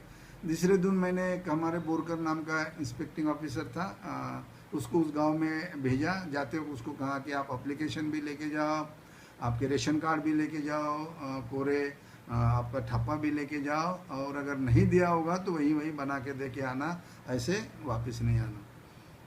तो वो दूसरे दिन वो गांव में गया, तो वो जो लुंगी, मुझे नक्सलाइट इधर तो थे लेकिन वहाँ वो लुंगी उंगी वाले लोग थे, तो उसने फिर आने के बाद मुझे बताया कि सर बात सही है कि वो गांव के एक भी फैमिली को रेशन कार्ड तहसीलदार ने नहीं दिया था। वो रिपोर्ट हमारे पास जो आया वो ऐसे झूठ रिपोर्ट था। तो लेकिन फिर उसने वहाँ दे दिया। इससे ये भी बात समझ में आ गई कि कभी ठीक है नक्सलाइट ने ये बात कही तो हमारी आई ओपनिंग हो गई कि नक्सलाइट का दलम जिस इलाके में काम कर रहा वो टेरराइजिंग का है, डिसरप्टिव एक्टिविटी करता है, लेकिन जो अपोजिशन का रोल भी करता है। कि जैसे कि सरकार में एक जैसे सरकार होती है और एक अपोजिशन पार्टी होती है, और जो अपोजिशन हमेशा सरकार की गलतियां निकालती रहती है, नीतियों की हो या काम की हो। तो हम जैसे वहाँ प्रशासन में काम करने वाले लोग थे, तो हमारी गलतियां भी वो डायरी में लिख के किसी न किसी माध्यम से बताने वाले भी लोग का काम उस वक्त नक्सलाइट दल सारे दलम करते थे कि नहीं, क्योंकि मेरा तो एक ही दलम से मेरी मुलाकात हो गई, बाद में तो हुई नहीं। वैसे भी नक्सलाइट से मिलना गलत है, वो नहीं मिलना चाहिए, इस तरह से हमें बताया गया था। लेकिन अचानक हो गई, तो उससे फिर उसने बात बताई, तो हमने एक हमारे पास एक समझ में आया कि नहीं, कहीं ना कहीं प्रशासन के लोग जो काम 100% तो वैसे भी नहीं हो सकता, अगर वो 70-80% भी ठीक काम करेंगे तो भी राहत मिलती। तो जैसे वो एक उदाहरण रहा कि उसने कहा हमें कि इस तरह से यंत्रणा, और हमने जब मोबाइल शॉप की एक संकल्पना बताई तो वो भी उसको पसंद आई। ये नहीं कि और हमने 2-2.5 घंटा बात करी, फिर वो अपने रास्ते चले गए, हम अपने रास्ते आ गए, तो अच्छी बात हो गई। अगर नक्सलाइट चाहते वो अनकॉन्स्टिट्यूशनल काम करते, ये सारी बातें हैं, लेकिन अगर वो चाहते तो हमें किडनैप करके भी ले जा सकते थे, या वहाँ अगर वो चाहते तो हमें वो हार्म भी कर सकते थे। लेकिन वो दलम लीडर पे डिपेंड करता है, वो दलम लीडर वो पढ़ा लिखा समझदार, और हमारा भी है जो पुलिस पार्टी रिन्यूअल और गांव में जाके लोगों के सवाल को, और उस वक्त वो बिगनिंग थी, वो बिगनिंग में भी इतना नहीं था। हमेशा ऐसे कहा जाता था उस वक्त कि अच्छे काम करने वाले को नक्सलाइट तकलीफ नहीं देते, ये काफ़ी लोग बोलते थे उस वक्त। और जो बुरा काम करता है उसको सिर्फ वो सवाल करते थे। तो बहुत सारे बुरे काम करने वाले थे, उनको भी वैसे नक्सलाइट कुछ नहीं करते थे, ये भी मैंने देखा है, क्योंकि मेरे नज़र में बहुत बुरे काम करने वाले लोग उस हमारे रेवन्यू खाते में भी थे, पुलिस खाते में भी थे, बहुत थे। लेकिन ऐसा नहीं देखा कि वो बुरे काम करते इसलिए नक्सलाइट उसको मारते हैं या उनको ये करते। एक उनकी स्ट्रैटेजी थी कि वो दहशत निर्माण करने के लिए साल में 2-3 बार ऐसी कोई एक घटना करना है, चाहे फिर वो सरकार का आदमी हो या चाहे फिर आदिवासी हो, चाहे वो दलित हो, और हम है इस इलाके में है और हमारी बात चलेगी और सरकार ने हमारा कॉग्निजेंस लेना चाहिए। तो इस तरह से ये उनकी स्ट्रैटेजी का भाग था। तो ये जो प्रशासन में जो काम थे, तो ये प्रशासन में यही कहूँगा कि सरकार ने जो उस वक्त गलतियाँ की थी उसको निगलेक्ट करने की, सिर्फ पुलिस फोर्स बंदूक इतने से काम नहीं बनेगा। तो वहाँ का जो पॉलिटिकल वैक्यूम अभी बना हुआ है, तो वो जो यंग बच्चे हैं, जो आश्रम स्कूल के बच्चे हैं, उनको रोजगार हो या उनको एक पॉलिटिकल मूवमेंट में वो लोग आए या कि सोशल मूवमेंट में लोग आए, उनको एक समझाया जाए। तो वो हमने धीरे धीरे उसकी शुरुआत स्वस्थ धान्य दुकान दे के या रोजगार हमी में उसको हम एक काम दे के हमने शुरुआत करी थी। लेकिन ये भी हमने देखा कि जब ऐसे कुछ अच्छा काम की शुरुआत होती है तो जो समाज का प्रस्तावित वर्ग है उसे भी वो पसंद नहीं है, और प्रस्तावित वर्ग बहुत कम है लेकिन प्रस्तावित है, उसकी बात ऊपर तक चलती है। तो जब हम ये स्वस्थ धान्य दुकान आदिवासी को दे रहे थे, बच्चों को दे रहे थे, तो इसके पहले जो लोग काम करने वाले थे तो प्रस्तावित लोगों को दुकान मिलती थी, आदिवासी को इंटरनल इलाके में नहीं मिलती थी। तो वो दुखी हो गए कि ये तो हमें मिलना चाहिए था, वो ट्राइबल के बच्चों को कैसे मिलेगी। तो तकरार भी करते रहे। तो एक बार हमारे कलेक्टर बता रहे थे कि जो सीएम के पास जब चर्चा हुई तो वहाँ के एक उसी इलाके की एक सरकार के ही पक्ष का आदमी ने बताया कि अभी एसडीओ को तो वहाँ 4 साल हो गए, फिर भी एसडीओ की ट्रांसफ़र नहीं हो गई, और एसडीओ नक्सलाइट का सिंपथाइजर भी है, और इसलिए कि वो आदिवासी के बच्चों को भी कंट्रोल की दुकान देता है, उनको काम देता है, उनको कुछ नहीं होता, वो घूमते रहते हैं। हम सारे ऑफिसरों को मतलब उनको परेशानी थी। तो जब वो आए तो मुझे उन्होंने, कलेक्टर ने फ़ोन करके पूछा कि तुम्हारी ये बारे में ऐसे ऐसे कहाँ जा रहा था, तो कौन कह सकता था, नाम बताओ। तो मैंने बोला अभी मैं क्या बताऊँ, नाम मुझे तो नहीं मालूम। तो फिर उन्होंने सिरंचा के एक आदमी का नाम बताया। तो जब मैंने देखा तो उसने एक शेड्यूल कास्ट के आदमी की 10 एकड़ ज़मीन हड़प कर ली थी। तो वो हमने उससे केस चला के बेदखल करके हमने वो शेड्यूल कास्ट को वापस करी, उससे वो नाराज़ था। और उसने और भी आदिवासियों की ज़मीन हड़प कर, ये एक मामला उस इलाके में है कि जो भी मैंने जैसे कि शर्त पे ज़मीन, बहुत सारे प्रोग्राम सरकार के आए थे, ग्रो मूव फूड आया था, ये फॉरेस्ट लैंड का अलॉटमेंट हो गया, जो वेस्ट लैंड का अलॉटमेंट हो गया, जो आदिवासी को हुआ, जो शेड्यूल कास्ट के लोगों को हुआ। तो जो प्रस्तावित लोग थे उन्होंने उनके अनपढ़ होने का या उनकी परिस्थितियों का फ़ायदा लेके वो ज़मीन 500 रुपये में 5 एकड़ ज़मीन अपने नाम से करा लेना। तो हमने जब देखा कि हमारे यहाँ कितने लोगों का हमने ज़मीन बांटी और कौन लोग कर रहे हैं, तो हमारे यहाँ एक शर्त भंग करके लैंड रेवेन्यू कोड में होता है। तो उसकी जब मुहिम शुरू करी तो वो मुहिम में ये लोग आ गए, और हमने फिर उनमें एसडीओ के नाते मैंने केस शुरू कर दी कि ये ज़मीन तो आप खरीद नहीं सकते, शर्त की ज़मीन है, तो कलेक्टर के परवानगी के बगैर उसको बेचा भी नहीं जाता और ख़रीदा भी नहीं जाता। तो ये जो ट्रांजैक्शन हुआ है, जो ट्रांसफ़र ऑफ लैंड हुई, चाहे सिचुएशन कुछ भी हो, तो जैसे आदिवासी के लिए कानून है 75 में, वो भी कानून आ गया कि ट्राइबल की ज़मीन अगर नॉन ट्राइबल के पास जाती है तो उसको रिस्टोर होती है। तो यहाँ तो फिर शेड्यूल कास्ट के लिए तो कोई कानून नहीं था, लेकिन वो शर्त भंग का था। तो हमने जब शुरू कर दिया तो काफ़ी लोग, सिरोंचा में अगर हम जाएंगे तो अमरावती से जाके काफ़ी हमेशा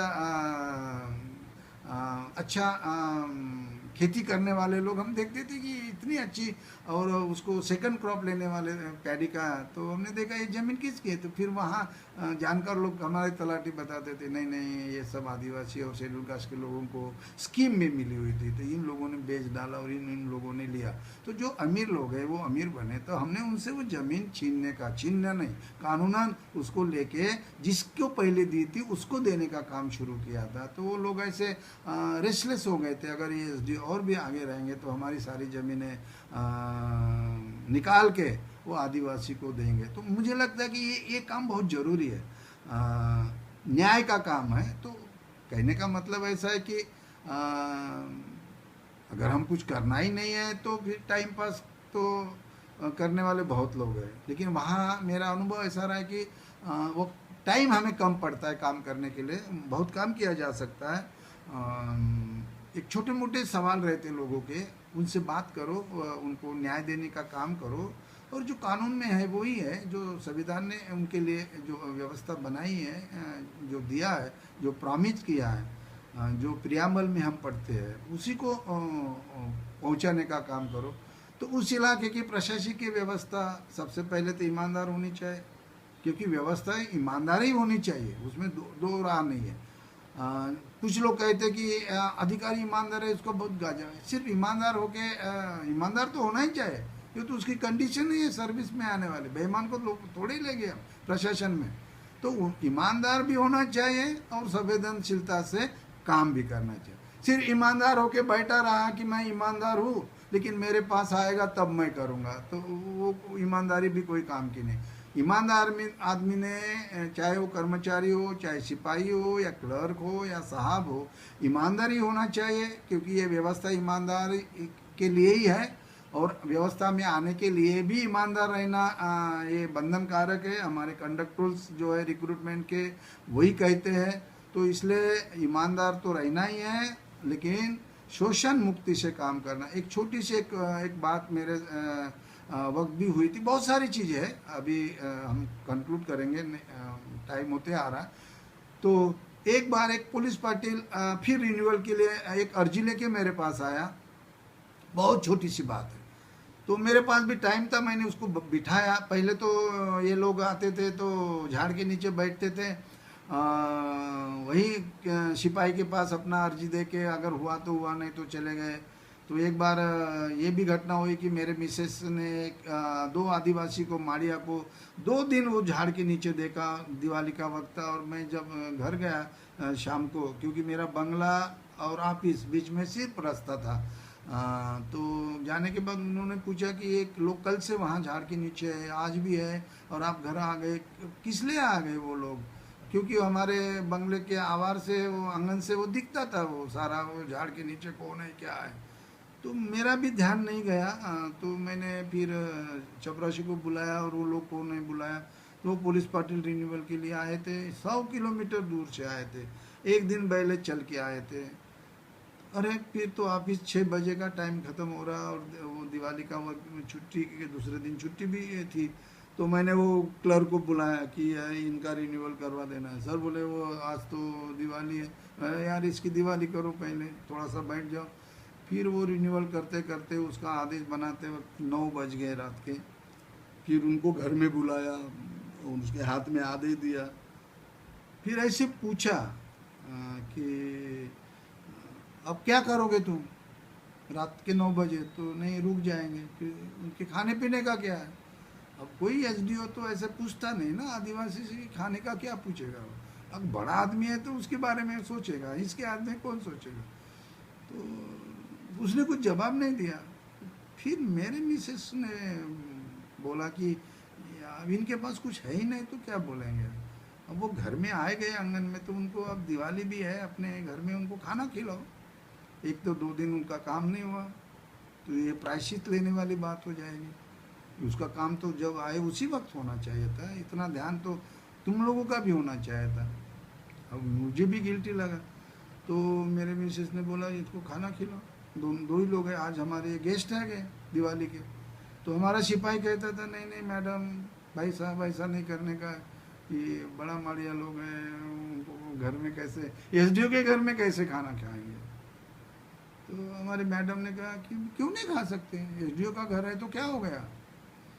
फिर अभी वो बोल रहे तो वो सिपाही तो उनको पसंद तो नहीं आया, लेकिन फिर वो आंगन में वरांडा था उसमें बिठाया उनको दोनों को, और अच्छा खाना खिलाया, लड्डू भी बनाए थे। वो इसका दिवाली का पाहुनचार भी था।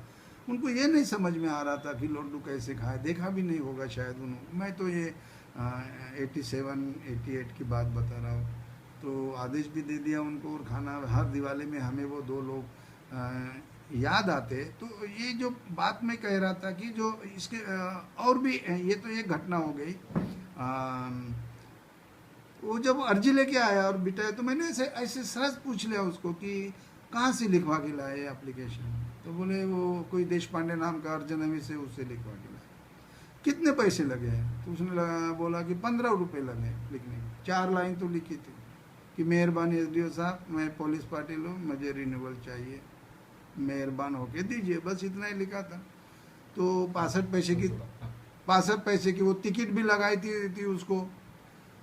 तो मैंने बोला यार, एक तो आदिवासी को स्टैंप नहीं लगता, वो सरकार ने माफ़ कर दिया था कि आदिवासी को लगता है भी नहीं, तो स्टैंप भी नहीं लगता है, और एक कागज़ और 4 लाइन और 15 रुपये लिए। तो मुझे बुरा लगा कि कौन है आदमी। मैंने सिपाही को बोला यार बुलाओ, कौन देश पांडे है, उनको बुलाओ यार। वो आया, जब वो आदमी को देख के फिर वो घबरा गया। मैंने बोला तुमको ये 4 लाइन लिखने के लिए कितने पैसे लिए? सर 15 रुपये लिए, क्योंकि वो झूठ नहीं बोल सकता था, क्योंकि उनको लगा कि इसने बोला होगा साहब जब बुला रहे तो आफत हो गई। बात बहुत सिंपल है। तो ये तुम इतने पैसे काय के लिए? तो बोलते हैं सर कागज और 65 पैसे की टिकट, उसके 5 रुपये लिए। तो मेरा कागज 5 रुपये का कैसे बनता है? अरे तुम्हारा एक कागज है, ठीक है, 65 पैसे की टिकट भी नहीं लगाना चाहिए, तो 1 रुपये का कागज हम समझ लेंगे, ठीक है, तुम लाइसेंस वाले अर्जनवीस हो, हाँ, पिटिशन राइटर हो, तो 65 पैसे की टिकट तो नहीं लगाना चाहिए, तुम्हें मालूम है क्यों लगाए? और वो 5 लाइन लिखने के तुमने 10 रुपये कैसे ले लिए? तुम तो आदिवासी का शोषण करते हो इस तरह से। तो उसने मेरे सामने 10 रुपये उसको वापस कर दिए। तो हमने बोला ठीक है, 5 रुपये उसने रख लिए लिखने के। तो उसे ये बात समझ में, हम वहाँ पे रुके नहीं हैं कि हमने बोला कि अभी इनको लिखना नहीं आता, इसलिए उसके पास जाते हैं। अब ये बात है कि ये पहले भी ऐसे हुआ होगा, लेकिन हमने भी ध्यान नहीं दिया। लेकिन आज फुर्सत से हमने वो 65 पैसे की टिकट भी देखी, उससे बात भी कर रहे, क्योंकि अकेला आदमी था बैठा हुआ, चलो बात करते गपशप दोस्त की तरह। इसमें एक सच्चाई सामने आई, तो हमने फिर ये सोचा कि नहीं, उसका लाइसेंस हमने सस्पेंड कर दिया कुछ दिनों के लिए कि तुमने आदिवासी का शोषण किया। तो लाइसेंस सस्पेंड हो गया, तो हमने पर्यायी व्यवस्था क्या की। तो हमारे यहाँ एक 10वीं पढ़ा लिखा हमारा एक क्लर्क था, सिपाही था, गुरनुले नाम का। तो वो 10वीं पढ़ा लिखा था। मैंने बोला देखो, अभी अपने ऑफिस में, एसडीओ ऑफिस में जितने भी लोग आएंगे आदिवासी के लोग, ये सिर्फ आदिवासी के लिए है, तो सरकारी कागज को लेना और उसको क्या लिखना है एसडीओ के नाम से, वो जैसे बोलेंगे वैसे लिखना। लिखने के पैसे नहीं लगेंगे, 65 पैसे की टिकट नहीं लगेंगी, सरकार का ही कागज लगेगा। तो सरकार का कागज इस्तेमाल करने का, तो ये जो बाहर से लिख के लाने की जो व्यवस्था है हम बंद कर देंगे। और हमने बाहर में एक लिख के भी रख दिया, और तलाठी के माध्यम से हमने गांव-गांव में ये प्रचार भी कर दिया। तब यही माध्यम था, प्रचार भी कर दिया कि अगर आप एसडीओ के ऑफिस में जाओगे तो आपको अगर अर्जी लिखना है तो आप एसडीओ का आदमी आपको अर्जी लिखा के देगा, उसके लिए पैसे नहीं लगते, पैसे देने नहीं, और किसी के पास से लिखना नहीं, वहीं से लिखना है। तो ये इस तरीके से एक बात बड़ी सिंपल सी है। तो हमने क्या किया, सिंपल चीज़ें हैं कि जिससे अब ये एक इस्तेमाल करने के वजह से सैकड़ों लोगों का उसका फ़ायदा होगा, जो भी एप्लीकेशन लिखे। सिर्फ ये एसडीओ के ऑफिस में नहीं, फिर हमने तहसीलदार के ऑफिस में शुरू किया।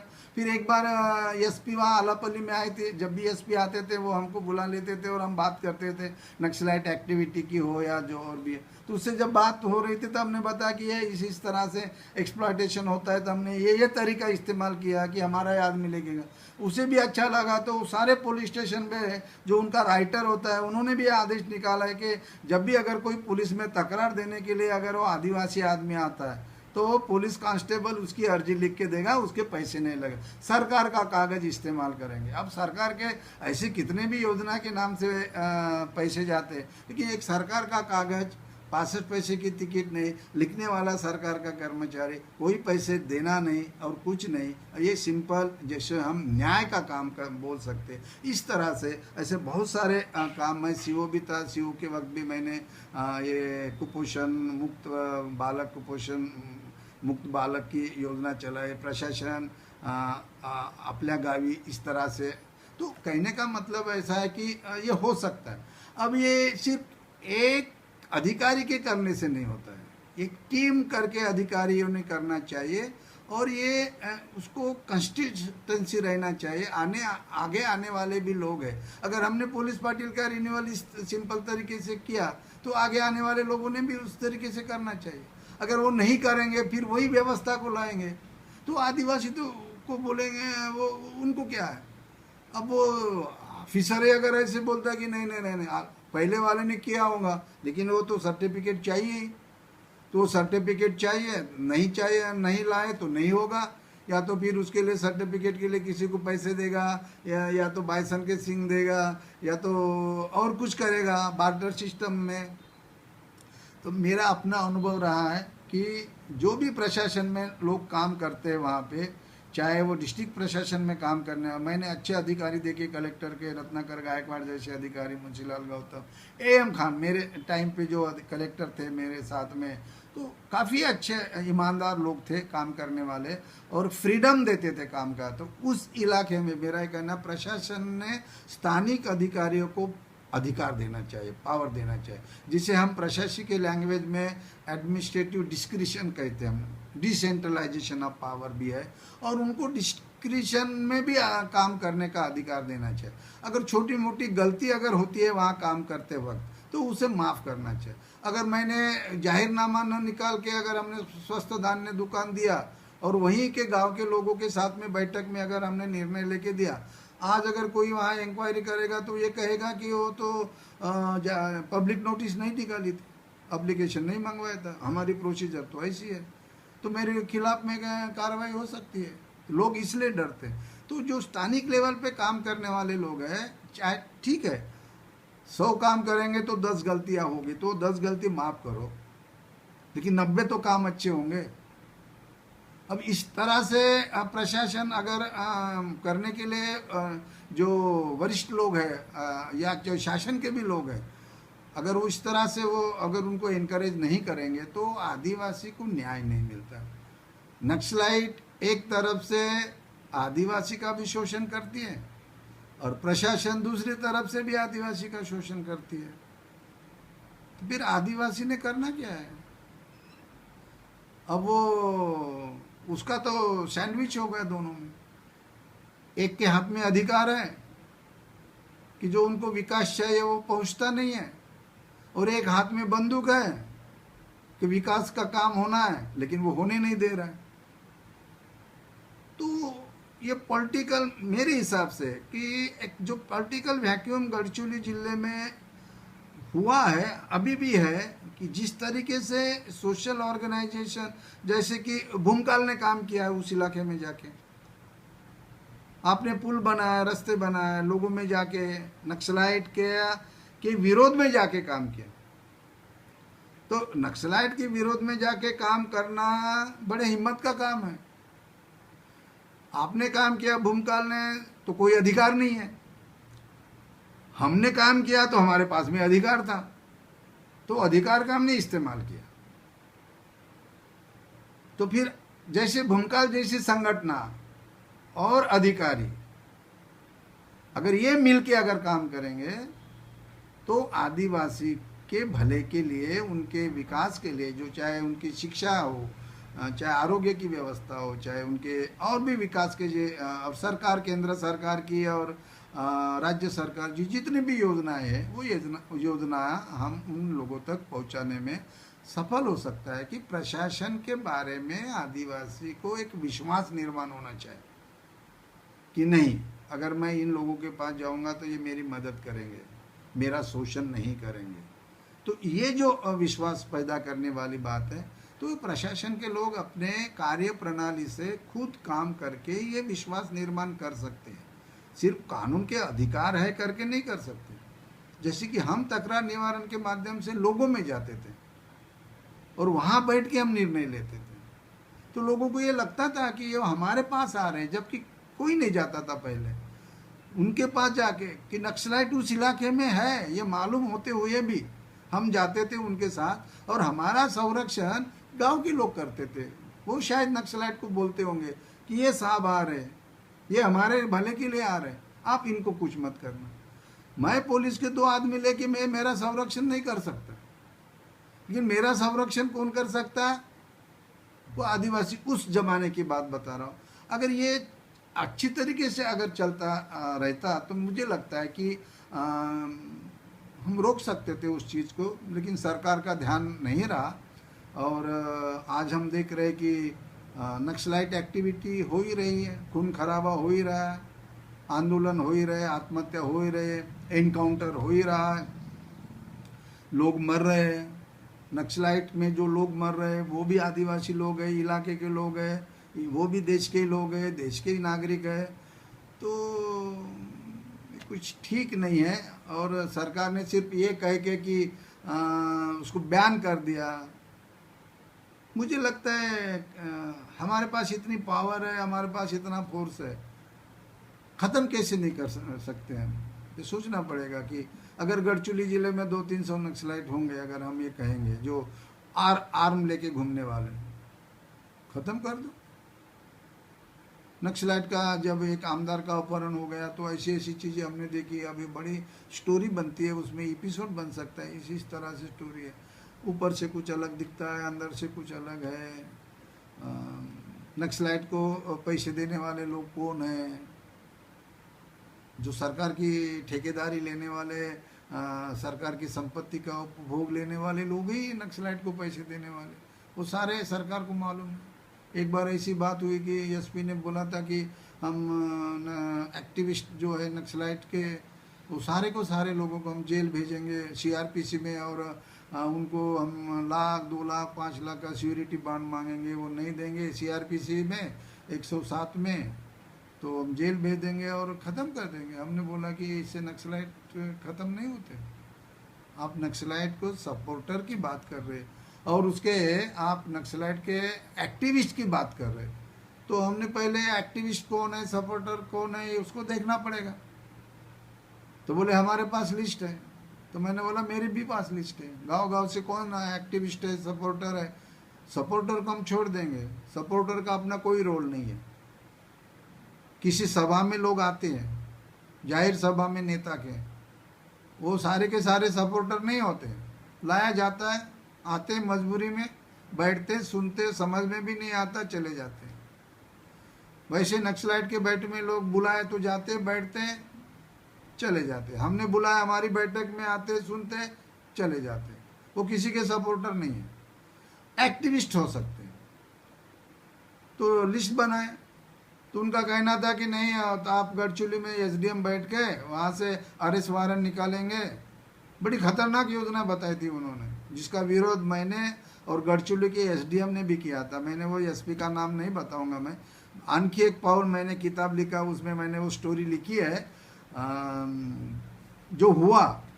फिर डीएम थे, हमने डीएम के पास गए, बोले एसपी से बात हो गई कि हाँ आपका क्या, मैं बोला एसपी जो कह रहे वो बड़ी खतरनाक बात कह रहे हैं, मैं सहमत नहीं हूँ, एसडीएम करके मैं सहमत नहीं हूँ और मैं नहीं करूँगा। अगर आपको लगता है कि मैंने यहाँ गढ़चिली में बैठ के एसपी जो नाम देंगे उसके खिलाफ मैं सीआरपीसी में मैं वारंट निकालूंगा और वो अरेस्ट करके लाएंगे, वो जेल जाएंगे, तो मैं फिर इलाके में घूम नहीं पाऊँगा। एक तो मुझे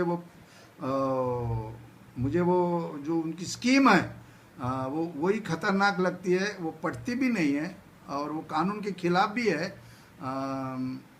कानून का इस्तेमाल करके भी हम करेंगे, लेकिन वो नहीं है हमारी एक क्या कहेंगे कि हम न्याय संगत काम नहीं कर रहे, वो उसे दिखाई पड़ेगा। तो फिर एसपी हमारे डीएम बोले ठीक है तुम्हारी जो मर्जी करे। तो फिर हमने एसपी से कहा कि हम यहाँ बैठ के अपने अपनी जगह में रूटीन में काम करेंगे और 107 सीआरपीसी की कार्रवाई करने का अधिकार तो तहसीलदार को है, एग्जीक्यूटिव मैजिस्ट्रेट करके वो काम करेगा, एसडीएम नहीं करेंगे। हाँ, हम उनको समझा देंगे, रूटीन में आप लाइए, मेरे पास भी लिस्ट है, आपके पास भी लिस्ट है। उसमें बाद में हमें समझ में आ गया कि जो एक्टिविस्ट थे, जब मैं दौरे में जाता था तो वो एक्टिविस्ट मुझे मिलते थे, मेरे पास नाम थे, वो सिविल के लोग हैं, इलाके के लोग हैं। अब एसडीओ करके मैं उस गांव में गया तो मिलना है उनको, सर ये नहीं हुआ, वो नहीं हुआ। मैं पूछता था अरे पुलिस तुम्हारे पीछे नहीं लगी है क्या? तो नहीं पूछा था, लेकिन नहीं अरेस्ट नहीं किया क्या तुमको? नहीं। तो जो एक्टिविस्ट थे वो छूट गए, उनको अरेस्ट नहीं करा, और जो एक्टिविस्ट नहीं थे, सिंपथाइजर थे, उनको अरेस्ट किया। इस तरह से पुलिस की कार्रवाई भी मुझे लगता है कि पुलिस की एक्सेस कार्रवाई की वजह से भी ये जरा हाँ प्रशासन की क्रेडिबिलिटी भी कम हो गई और उसको बढ़ावा मिला।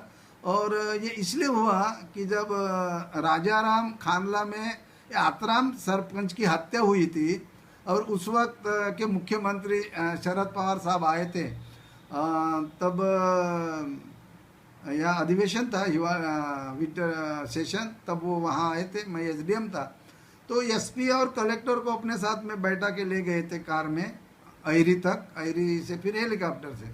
तब इन लोगों ने बोला था कि आप हमें रिसोर्सेज दीजिए, गन दीजिए, गाड़ियाँ दीजिए, मैन पावर दीजिए, तो हम 1 साल में नक्सलाइट को पूरा इलाके से ख़त्म कर डालेंगे। तो वो तो शरद पवार साहब हैं, इतने अनुभवी, तो उन्होंने सबको दे दिया, क्या क्या मांगा दे दिया, और उनको बोला कि अगर तुम्हें जो भी ज़रूरत है हमसे डायरेक्ट बात करो। कलेक्टर को बोला कि तुम मुझसे बात करो या मेरे सेक्रेटरी से बात करो, डायरेक्ट होम सेक्रेटरी से बात करो। और 1 साल के बाद उन्होंने पूछा नक्सलाइट ख़त्म हो गए क्या?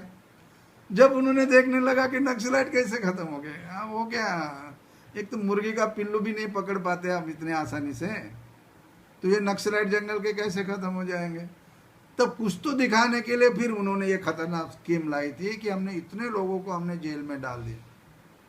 इसका हमने विरोध किया और सिंपल तरीके से हमने वो कानून के तहत रह के जो रूटीन में हम सीआरपीसी की प्रिवेंटिव एक्शन करते वो एक्शन हमारी चालू रही।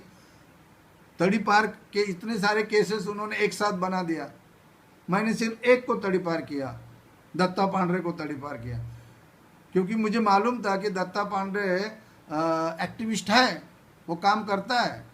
और मेरी रामन्ना से जब मुलाकात हुई तो रामन्ना ने भी मुझे बोलते बोलते कहा कि हाकुमी जो उसका चिन्ह है, वो क्या लोगो ट्रेड, उसमें उसके जैसे यूनिफॉर्म में लगा था, तो मैंने बोला ये तो हाकुमी तो दत्ता पांडे का पेपर निकलता है हाकुमी नाम का, उस पर लगा। तो वो उसने बोला था ये हमारे लिए काम करता है। हमने पर्यावरण परिषद नागेपल्ली में भराई थी तो ये लोग हमारे काम करते थे। तो जब इतना उन्होंने बोला तो हमने उसको तड़ीपार कर दिया, हिम्मत करके तड़ीपार किया। बहुत सारे लोगों ने बोला था तुम दत्ता पांडे के पीछे मत लगो, एक तो वो प्रेस का आदमी, तो मेरे खिलाफ में उसने प्रेस के माध्यम से बहुत सारा किया, लेकिन उसके समझ में आ गया बाद में। हमने सच्चाई से काम करना, हिम्मत से काम करना पड़ता तो कर सकते, ऐसी बात नहीं है। तो ये इस तरीके से जो हुआ, कहने का मतलब ऐसा कि मेरा जो एसडीएम का अनुभव रहा, बाद में मैं सीओ करके भी गया अब मैं सीओ करके गया तो एक योजना लाई तो उन्होंने 2003-4 में नक्सल गाँव बंदी की योजना। हमने तब भी बोला ये नक्सल गाँव बंदी कैसे कर सकते हैं आप? नक्सलाइट को गांव में आने से गांव के लोग रोकेंगे क्या? ठीक है, एसपी ने स्कीम लाई, एसपी की स्कीम थी, वो पुलिस की स्कीम थी, स्कीम पुलिस की, मान्यता कलेक्टर और इम्प्लीमेंटेशन सीओ। उसमें तब 2 लाख रुपए मिलते थे गांव के लिए। तो हम वीडियो से बात करके गांव में जाके ग्राम सेवक से, क्योंकि कोई नक्सल बंदी वाली स्कीम चलाना नहीं चाहता था, प्रस्ताव तो बनाए गए। प्रस्ताव बनाने के लिए क्या लगता है? ठहराव करना, ग्राम सभा का ठहराव करना, भेज देने का, एसपी बोलेगा उधर कलेक्टर, और सारे नहीं बोलने वाले कोई नहीं कैसे बोलेंगे भाई, योजना है। और वो जब उसमें इस स्कीम में ट्राइबल डिपार्टमेंट का पैसा आएगा, पैसा ट्राइबल डिपार्टमेंट का, और एग्जीक्यूशन स्कीम का सीओ बीडीओ के ग्राम सेवक के माध्यम से करेंगे। और काम कौन से सिलेक्ट करना वो ग्राम सभा या तो गांव के लोग तय करेंगे, हम नहीं तय करेंगे, उन्होंने तय करना। तो नेचुरली गांव के लोगों से तो बात करना ही है, ग्राम सेवक हो या सरपंच है, कि भाई तुम्हारा गांव तो नक्सल गांव बंदी में आया और 2 लाख रुपए तुम्हारे लिए आए, क्या काम करना चाहते? तो नक्सलाइट का कहना था कि ज़रा ये गांव बंदी है ही नहीं तो ये स्कीम कैसे चलेगी? अब चलनी तो फिर उनके हिसाब से चलेगी, वो गांव वालों के हिसाब से कैसे चलेगी? तो हमने ऐसा कुछ वीडियो को पुलिस के साथ मिलके कुछ मीटिंग कराई थी। कुछ गांव में गया मैं, यार नाम बदल दो, डेवलपमेंट का पैसा है, नक्सल गांव बंदी बोलने की हमें क्या जरूरत है?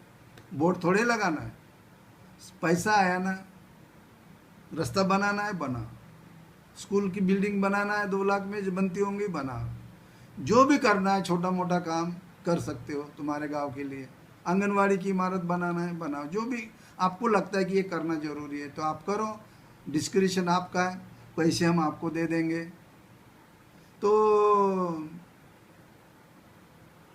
एक कलेक्टर को फिर नक्सलाइट का लेटर आता है कि एसपी की बदली करो, नहीं तो कलेक्टर और सीओ को हम मार डालेंगे। कलेक्टर ने मुझे दिखाया लेटर, अभी भी मेरे पास है, दिखाया उसने। तो मेरा पहला भी अनुभव रहा है, मैंने कलेक्टर को उसी वक्त बोला ये फेक लेटर है, ये एसपी की बदली कलेक्टर कैसे कर सकता है? सीओ का तो रूल ही से काम करना है। तो जो वरिष्ठ अधिकारी है, चाहे नेता हो या मंत्री हो या डिपार्टमेंट के अधिकारी हो, उनको काफ़ी हिम्मत देनी चाहिए, क्योंकि वो ऐसी स्थिति में काम करते हैं कि जहाँ बहुत सारी अड़चने हैं, बहुत सारे प्रॉब्लम है। नक्सलाइट का डर है, डर नहीं है ऐसी बात नहीं है। अभी हम लोग उस इलाके में घूमते थे तो क्या हमें डर नहीं लगता था? डर तो लगता ही है कि तुम्हारे हाथ में बंदूक नहीं, उनके हाथ में बंदूक है, कहीं भी आपको एनकाउंटर हो सकता है, ऐसा नहीं है कि नहीं हो सकता है। ये घटना तो हमारे साथ हुई है। अब अच्छा है कि उन्होंने हमको जाने दिया, अगर वो बोलते चलो हमारे साथ तो फिर क्या करते, जाना ही पड़ता था। तो ये सारी जो बातें हैं, तो प्रशासन अच्छा होना चाहिए, प्रशासन में उस इलाके में अच्छे लोगों की पोस्टिंग करनी चाहिए। आज भी गढ़चिरौली जिले में 40% पद भरे हुए नहीं है, तो कैसे विकास होगा? अच्छे अच्छे तरुण अधिकारी वहाँ पोस्ट करना चाहिए। सिर्फ यंग ऑफिसर लाने से नहीं है, वो ईमानदारी से और अच्छे काम करने वाले भी होने चाहिए। क्या महाराष्ट्र में सरकार के पास ऐसे अधिकारी नहीं है? नहीं है तो फिर कॉन्ट्रैक्ट में लो, अच्छे अच्छे लोग वहाँ जाएंगे। हमने तो एक प्रस्ताव भी दिया था, हमारे एक एडिशनल चीफ सेक्रेटरी होम थे, उनको हमने बोला सर गढ़चिरौली ज़िले में एक आप नेशनल लेवल की जाहिरात दे दो कि बीडीओ के लिए ये क्वालिफिकेशन का आदमी 3 साल के लिए चाहे उसको हम 1 लाख रुपए पगार देंगे, सीडीपीओ के लिए हमें ये आदमी चाहिए क्वालिफिकेशन का लेंगे, इंजीनियर हमें ऐसा चाहिए, ये नक्सलाइट का इलाका है, ये वातावरण में आपको आदिवासी के लिए काम करना। देश में ऐसे लोग मिलेंगे कि इस तरह से है कि उनको समाज सेवा भी करना होता है, तो वो इस इलाके में आके। और कितने लोग लगते हैं आपको? अगर गढ़चिरौली जिले की बात करें तो 12 पंचायत समिति, 12 अधिकारी लगेंगे, 4-5 इंजीनियर लगेंगे, 12 सीडीपीओ लगेंगे, कुल मिला के 50 लोग अधिकारी लगेंगे।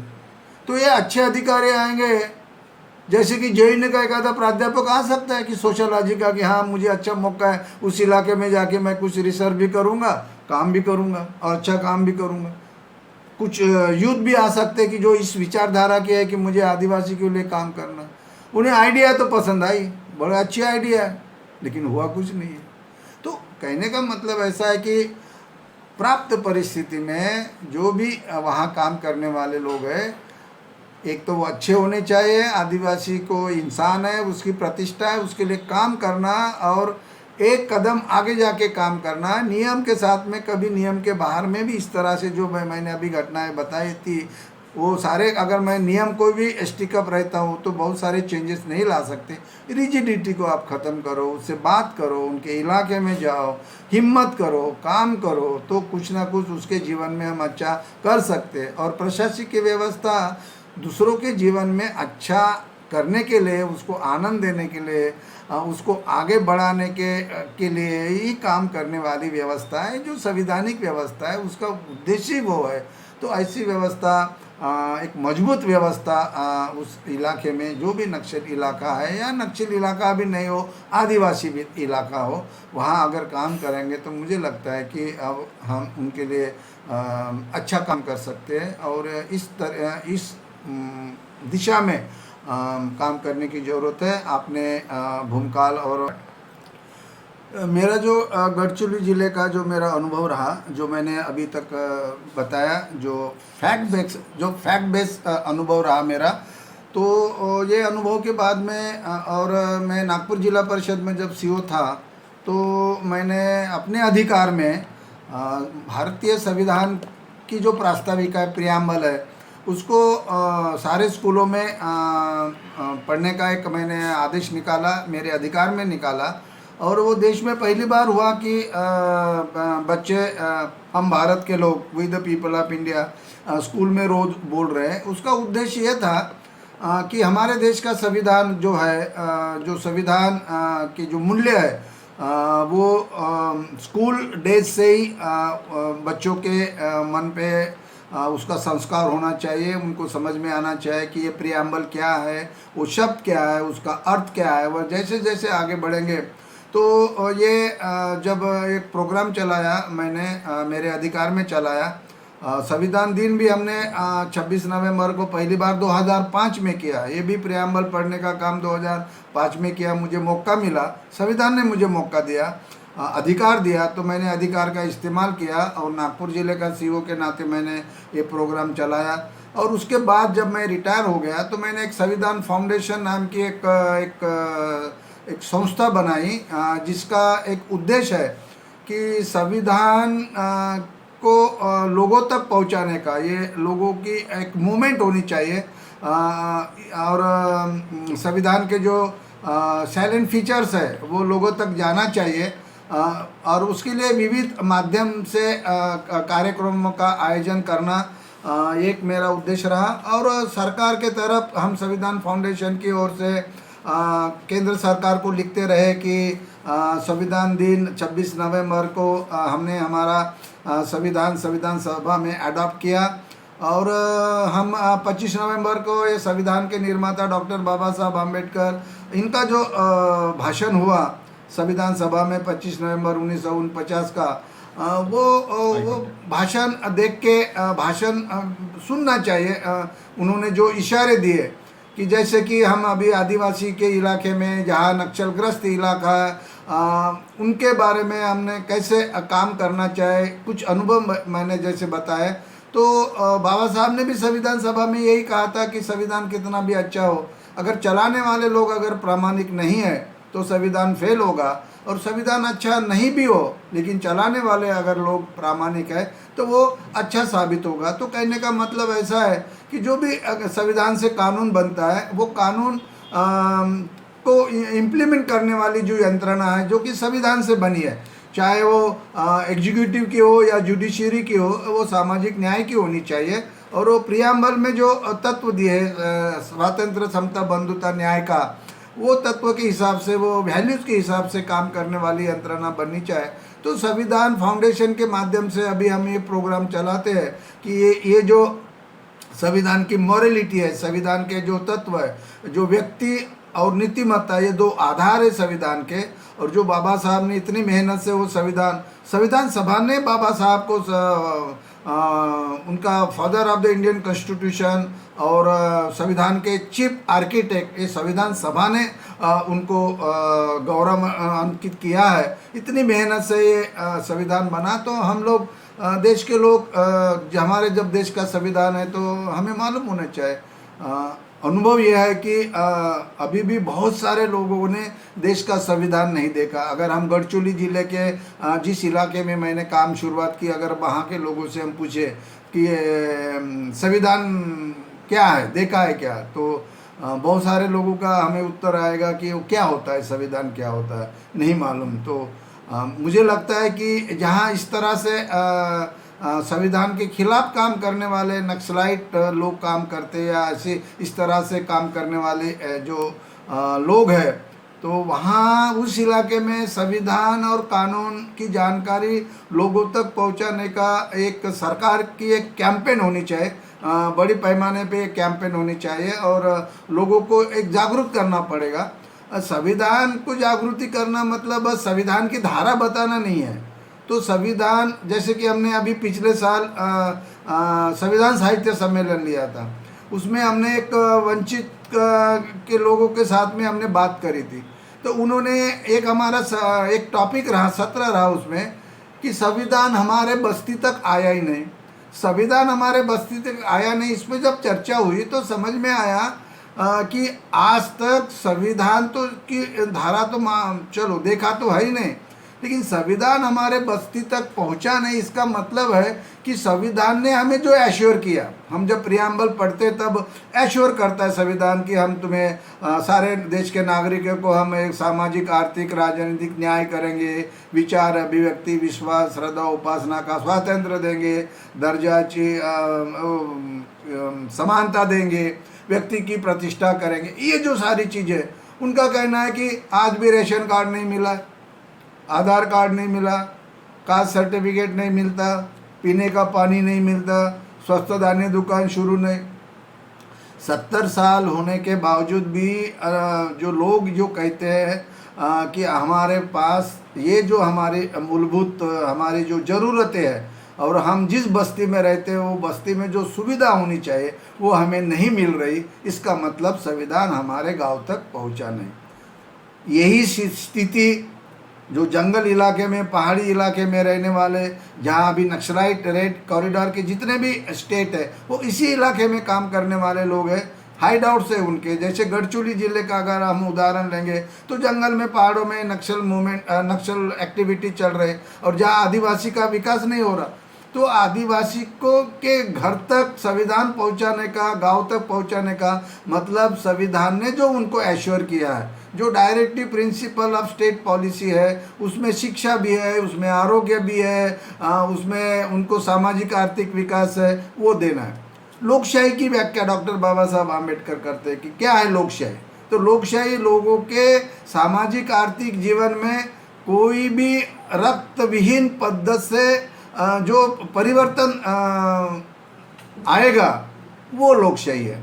अब अगर हम नक्सलाइट की एक्टिविटीज़ की बात करेंगे उस इलाके में, तो यहाँ बाबा साहब की लोकशाही की व्याख्या ये कहते हैं कि हमारे सामाजिक आर्थिक जीवन में हमें परिवर्तन चाहिए।